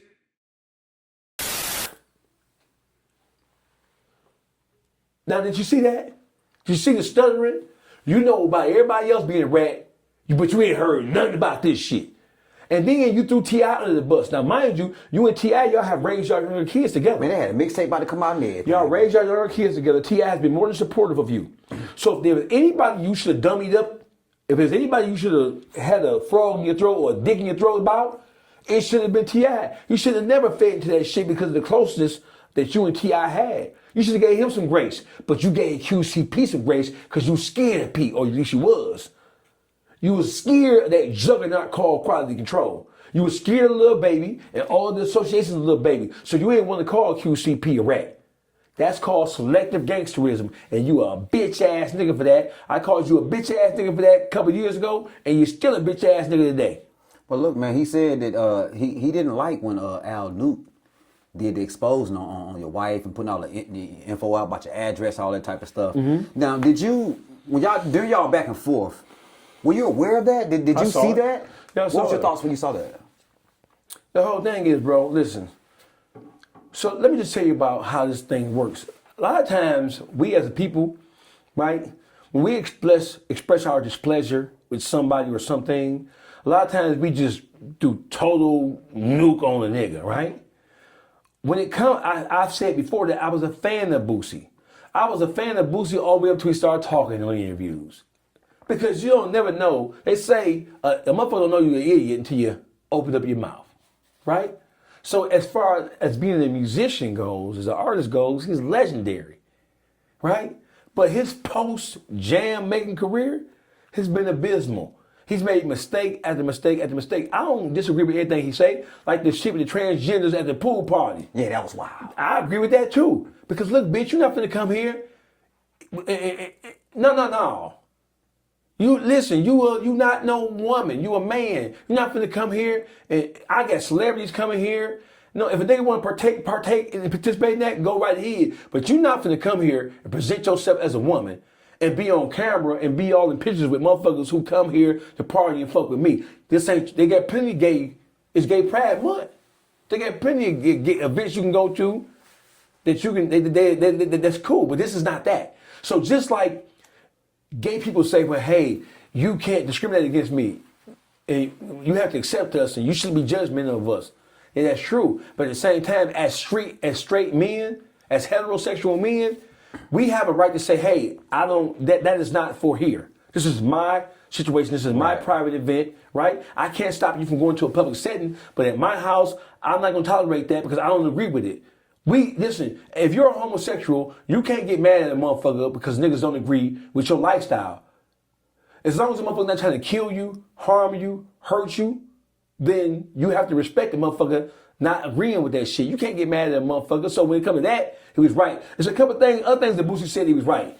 But pound for pound, Boosie has been more wrong than he has been right over the course of the last 10 years. Since he been home from prison, he been more wrong than he been right. Now during y'all exchange, man, he said some shit like he pissed $25,000 and you need Vlad, he don't. How you feel about that statement when he said that to you, bro? I do need Vlad. Just like you needed Vlad. Because we have the numbers of your Patreon interview. Do we want to call that an interview? We have your numbers. We got the raw numbers. It didn't do quite as well. He don't talk about it no more, do it? Hell no. You ain't seen him jump another one of the more ridiculous ass shits neither. So listen, I do need Vlad. I need Vlad. That's my dog. Right. So what about it? Right. You're trying to. So you're telling me I need Vlad when you sat on Vlad for how many years? Oh man, since 2015, 16. You were That's a decade. You sat on Vlad for almost a decade. And you had the nerve to say that somebody needs Vlad as if that $25,000 didn't come in handy. Who built that backyard? Vlad built that Come on, backyard. man. Vlad, you ain't getting $25,000 for sure, bitch ass nigga. Oh, I'm getting $80,000, bitch. You a motherfucking lie. Ain't no nigga. You a bitch. The biggest concert promoters in Detroit. Oh, I'm going to Detroit. I'm finna pick up $120,000. You a motherfucking lie. Ain't no promoter gave you $80,000. You a liar, bitch. Show me your contract. Show me you got your front end. Put your front end out there. What promoter was this? Because I know them all. Bro, I looked up some business. It wasn't Suleiman.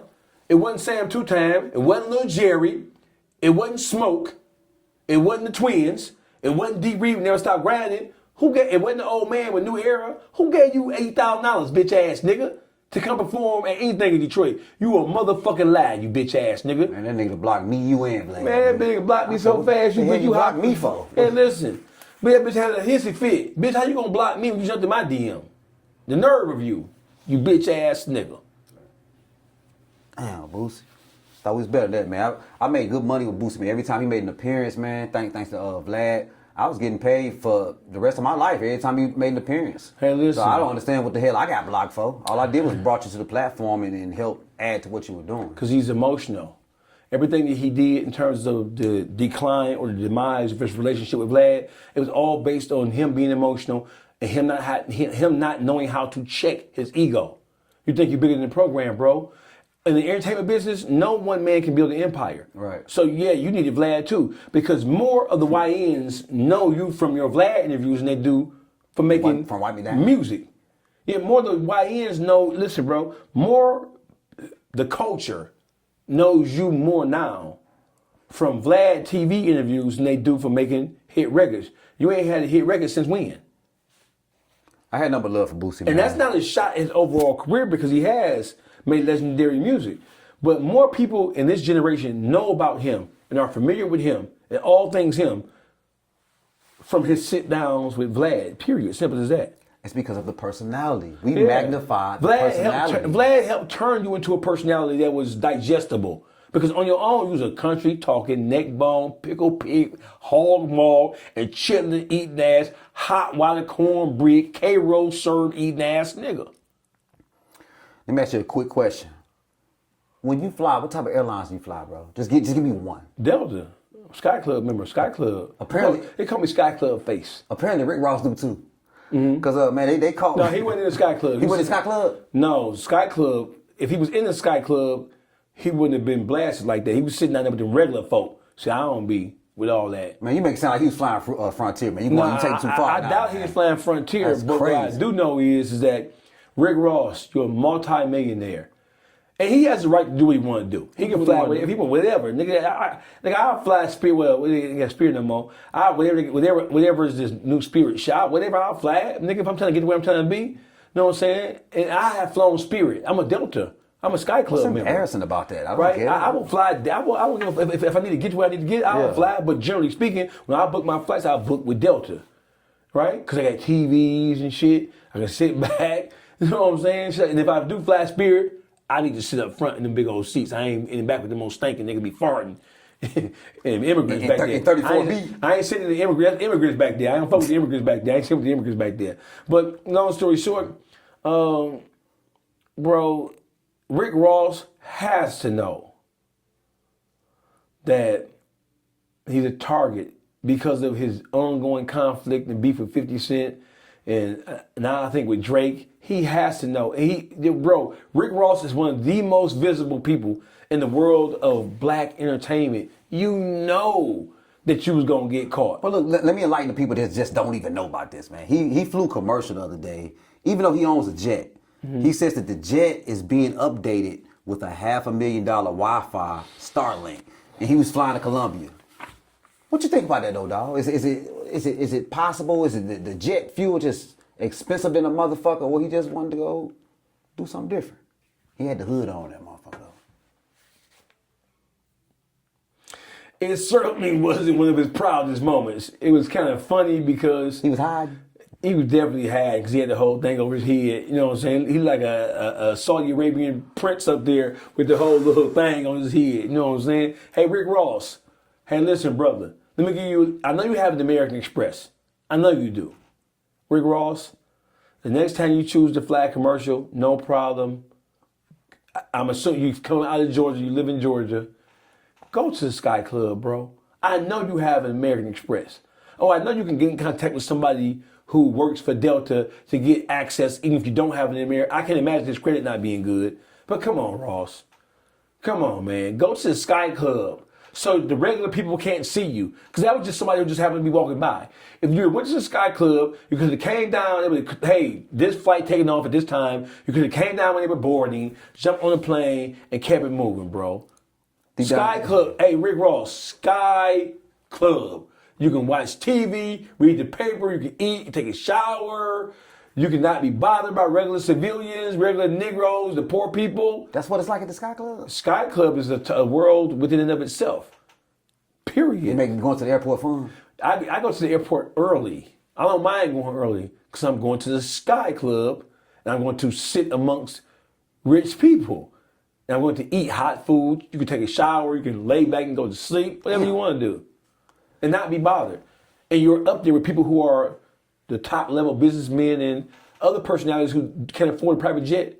Sky Club. I've seen some of the biggest stars in the world in the Sky Clubs across the country. Now, deep down inside, you think he was bothered? Because they say that the jet broke down before, man. I mean, Drake was making fun of it. You think he was bothered or he just, I'm so rich, it's nothing? So I know people who own jets, right? And I know people who have sort of like, they're in clubs where it's like a timeshares for jets. If you on that level, I would never buy a jet unless I was chartering it out to somebody so that it can justify its existence. It's like to make this crazy and all that. Oh, fuck yeah, fuck yeah. I mean, it is what it is, man. The boys got money; they can do what they want to do. You know what I'm saying? But you know, when you get caught like that, you can't even get mad. You can't even get mad. Hey, bro, the other day, man, ASAP Rocky wore a goddamn thong, man. Is he trying to tell us something, man? Where he from? He from New York. Oh, I see what you did there. You done tricked me, man. Come on, man. But I gotta cut that out, man. You threw me the trick Didn't I tell you that New York is the home of sissy shit? Didn't I tell you the New York niggas introduced sissy shit to the hip hop culture? You hear me? Nah, so how you gonna convince me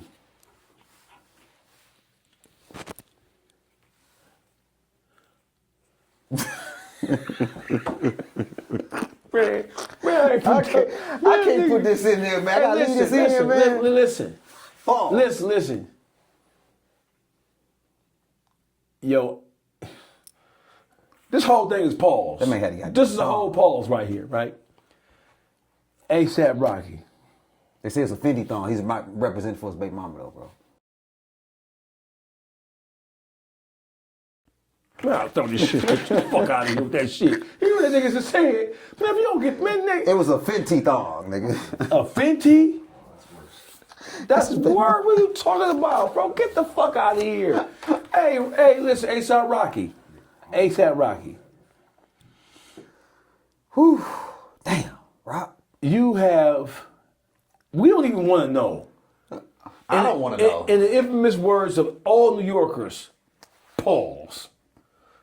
There's nothing you can tell me just by that. You got something up your ass like that? You got something up your ass, you had the nerve to let your pants sag? Where your belt at, nigga? What you tripping? So Rihanna ain't sticking her finger up your ass. You can never get me to believe she ain't sticking her finger up your ass. Never. I never believe that she ain't pegging you. Damn. Never. Because what the fuck is you doing? So is that a new style? Because if it is, no. I didn't get the memo. It's highly inappropriate, and it is another example of why you shouldn't look up to or hold entertainers to a high standard of anything. These niggas, Puffy done fucked half of them niggas in the entertainment game. He done fuck Ray J, he done fuck Justin Bieber. Puffy slanging dick on these niggas. Damn. And according to the video, that nigga with a dick this small, fuck you. Meek Mills. Now listen, the video of the audio of Meek Mills getting hit. I don't believe it now. Puffy dick in him but this big. Paul, so how you Meek Mill your asshole was that tight? Right. What are you doing? Was he hitting you with a strap on? Was that Cassie fucking you? It got to be Cassie with a strap on fucking Meek Mills. It got to be. Pause. Man, are these artists being paid to humiliate themselves, bro? They are being encouraged. They are certainly being encouraged. Their lifestyle and the people that they hang around, the weirdest niggas in the world. They ain't hang around niggas like me and you no more. Right. They hang around people who that shit is common, ordinary, and is they got money to play with. They just making you niggas do wild shit. Money can be a corruptible influence, and that's what it is. If you don't have a moral compass to begin with, all having money is going to do is make you more of that which you already are to begin with. It's not going to make you better. It's going to make you a worse, more horrible motherfucker. All-Star JR, man. It's a discovery. Can we speak on that? Yeah, it's a matter of public record. Okay. It's a discovery. It's a motion filed by the prosecutor requesting that everything involved in the case be kept sealed or be kept. He can't even get a copy of all the discovery information. His lawyer can have a copy of it. His lawyer can review it with him on visitation, but he can't even have it, and it can't be disseminated to the public because there's an ongoing investigation surrounding the situation. What does an ongoing investigation have to do with me being charged with a felon in possession of a firearm? That's straightforward. Right. What information? I'm a felon in possession of a firearm. What information is it that the courts and the prosecutor don't want to come out? I'll tell you what the information is. I've been telling you. The NBA OG33, Ron, niggas is rats. All of them was rats. They've been talking since they got their ass shot the fuck up in their hospital. They was talking, as soon as they become stabilized, the feds was in there, and the state was in there talking to them. The only person out of this whole equation who ain't no motherfucking rat is All-Star JR. Period. Simple as that. And the paperwork, it exposed it. The motions, and you can flash them. It exposed the fact. They want, listen, his lawyer, he can't disseminate the discovery to the public because there's an ongoing investigation. But you charged me with being a felon in possession of a firearm.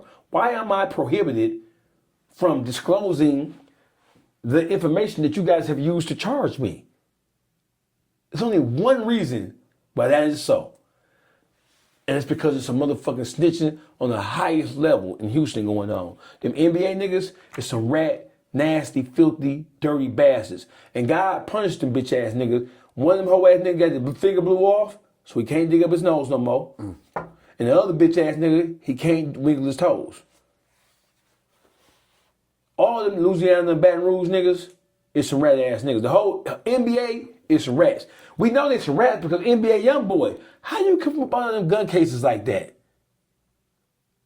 How y'all beating all these Boosie? Louisiana, Baton Rouge, the biggest rats in the world come from Baton Rouge. Boosie, how you ain't been in the penitentiary? You getting caught with you hit niggas, you getting caught with straps. I get you telling on people. That's why. That's why you ain't going to penitentiary, nigga. You giving niggas up. You taking the page from BG book, and he done it. He done it.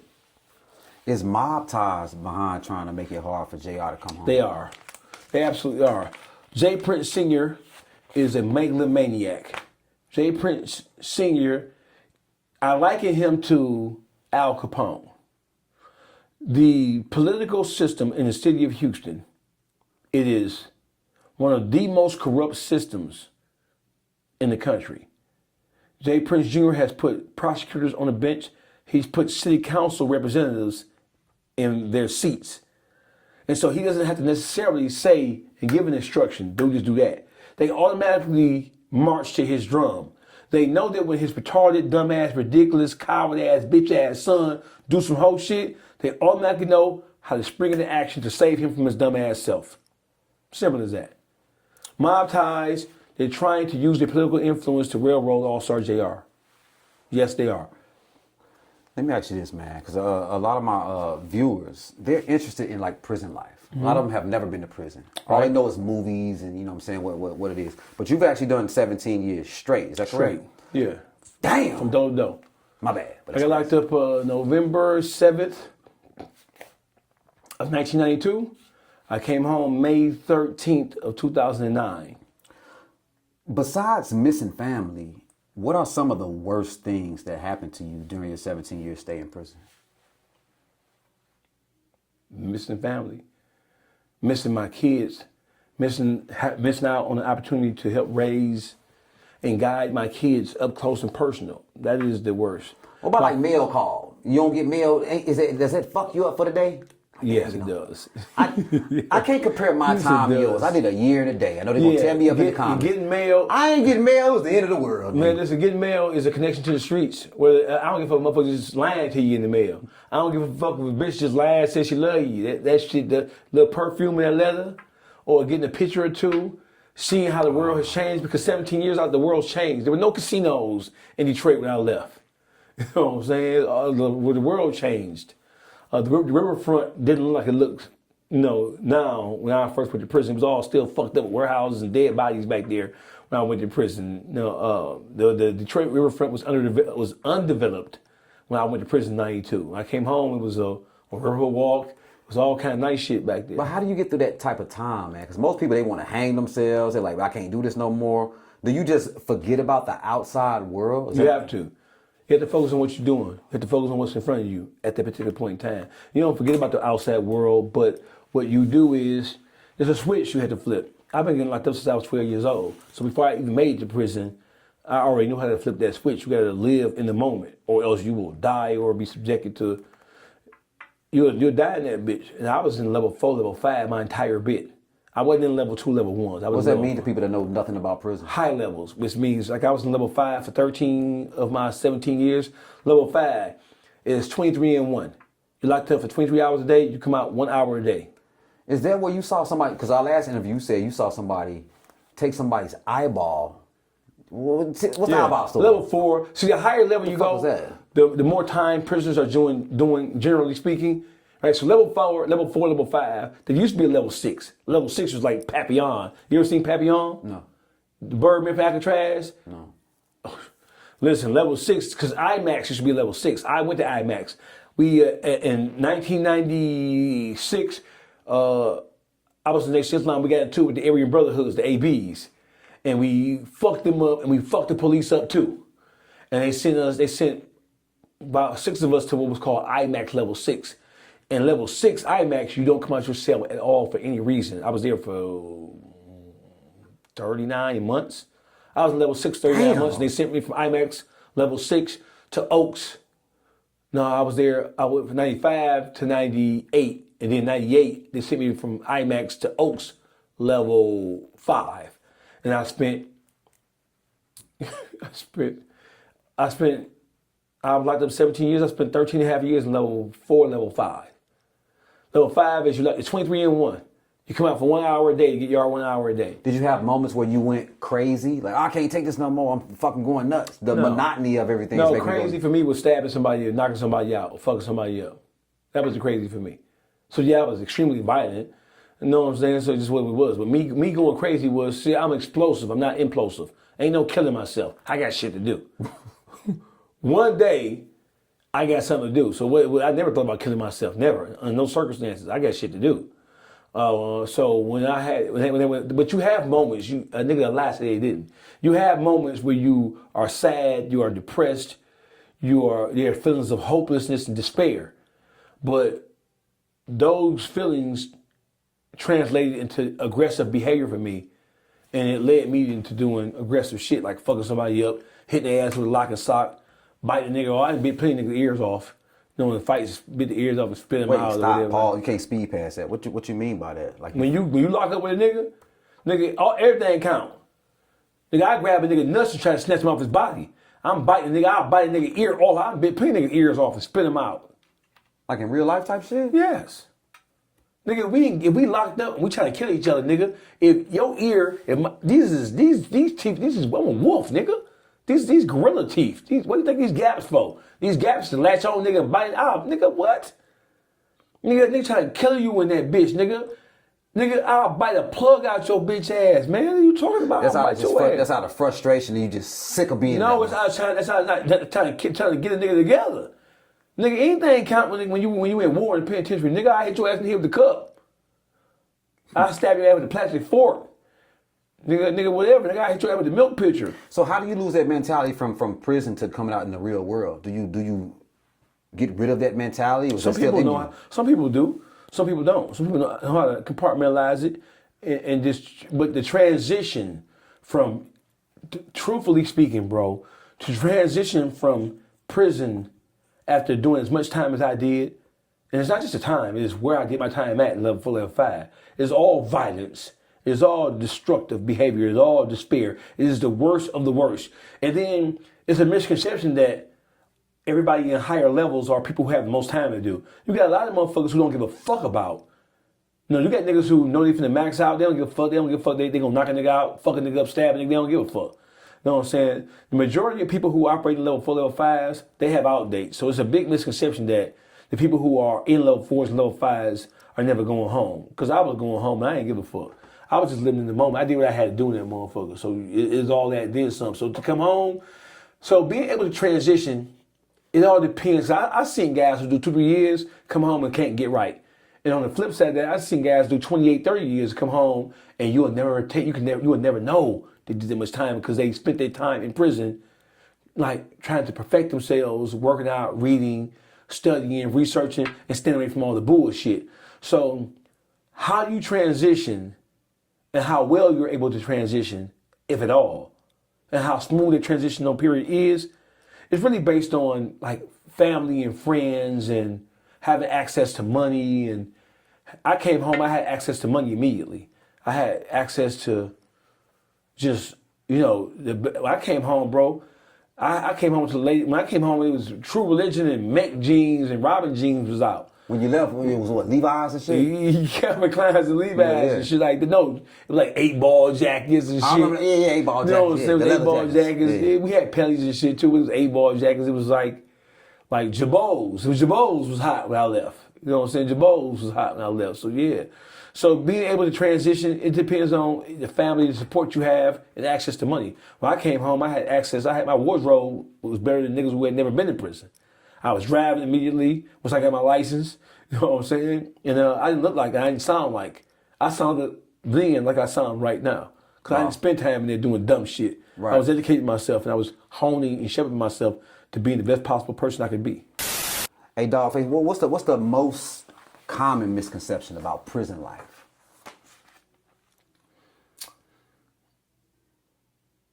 Is that people who are in prison are gay? That's the most common. Yeah. The more time you get, I know people will say if you do 5 more years, you're automatically gay. Like, what? No, if you're not gay, you're not gay. Exactly. Newsflash, if you're not gay, you're not gay. So do people break down and start fucking with boys? That does happen. Do people start to rationalize engaging in homosexual behavior in the prison system? They do that. Yeah, that is true. But if you're a man, you're a man. And if you're standing on your own personal constitution, that's just what it is. And then the most common, even more misunderstood than that is that people come to prison and turn gay. Now, most of those motherfuckers who turn gay, they were already gay. Y'all just didn't know it. Right. What the fuck? The term down low don't come from prisoners. The term down low come from men operating in free society who enjoy sucking a dick and getting fucked in their ass. Down low didn't start in prison. The term down low didn't start in prison. They're trying to say that men who were in prison came home and engaged in homosexual behavior, but I'm telling you that's not true. Listen, the biggest sissies ain't never been no motherfucking penitentiary. Sissies afraid to go to penitentiary. Yeah, because you're going to get destroyed in that bitch. You're going to get robbed and beat. Let me ask you this. Was it common for prisoners to sleep with the female guards like that? Yes. How does that happen, man? Money. I had homeboys that did that. Money and being a smooth ass. Money, if it ain't money. Money can buy all things. That's something. So you got motherfuckers send you money from the streets, or you telling the guard, look, my sister gonna cash app you. Mm-hmm. How does that happen? There are a variety of different ways to make your presence felt. Money. The prison guards don't make no motherfucking money. They make less than the police. That's like, are they crooked police? Yeah, hell yeah. Fuck yeah. Prison guards make less than police officers. But Dawgface, man, like always, bro, I can say, man, it's an honor, man, to have you coming in, getting your insight on life, current events, and just news and stuff like that, man. Go ahead and tell the people, if they've been under a fucking rock, what you got going on, how to get a hold of you, man. Holler at the people. Everything, man. Tap in with my management, Mafi. Real Life Jeff, y'all know what it is, man. I'm finna change my name, too. It's the most dangerous voice on YouTube. Fire. That's how they can find you. No. Man, you can find me by just going to YouTube and just type in DAWG. Bitch, I'm coming up on your ass, Jimmy. You can type the whole name in there. You know what it is, bro. It's Dawgface. You know what it is. Most dangerous voice in Detroit on Instagram. Hey, Dawgface, man, you the first person to do Mafi Channel Studios, man. You know what I'm saying? Oh, it's dope. Dope is hard. Yeah, man. New look, like man. Kind of like interrogation style, man. You know what I'm saying? Kind of reminiscent of the what is it? Minister Society. You know you the fuck that. Nah, I feel like Young Thug, interrogation room. Ah, come on, man. On that note, man, we gonna go ahead and close this thing out, man. You have now been tuned into the Mafi Channel, man. Make sure y'all holler at your boy, nigga.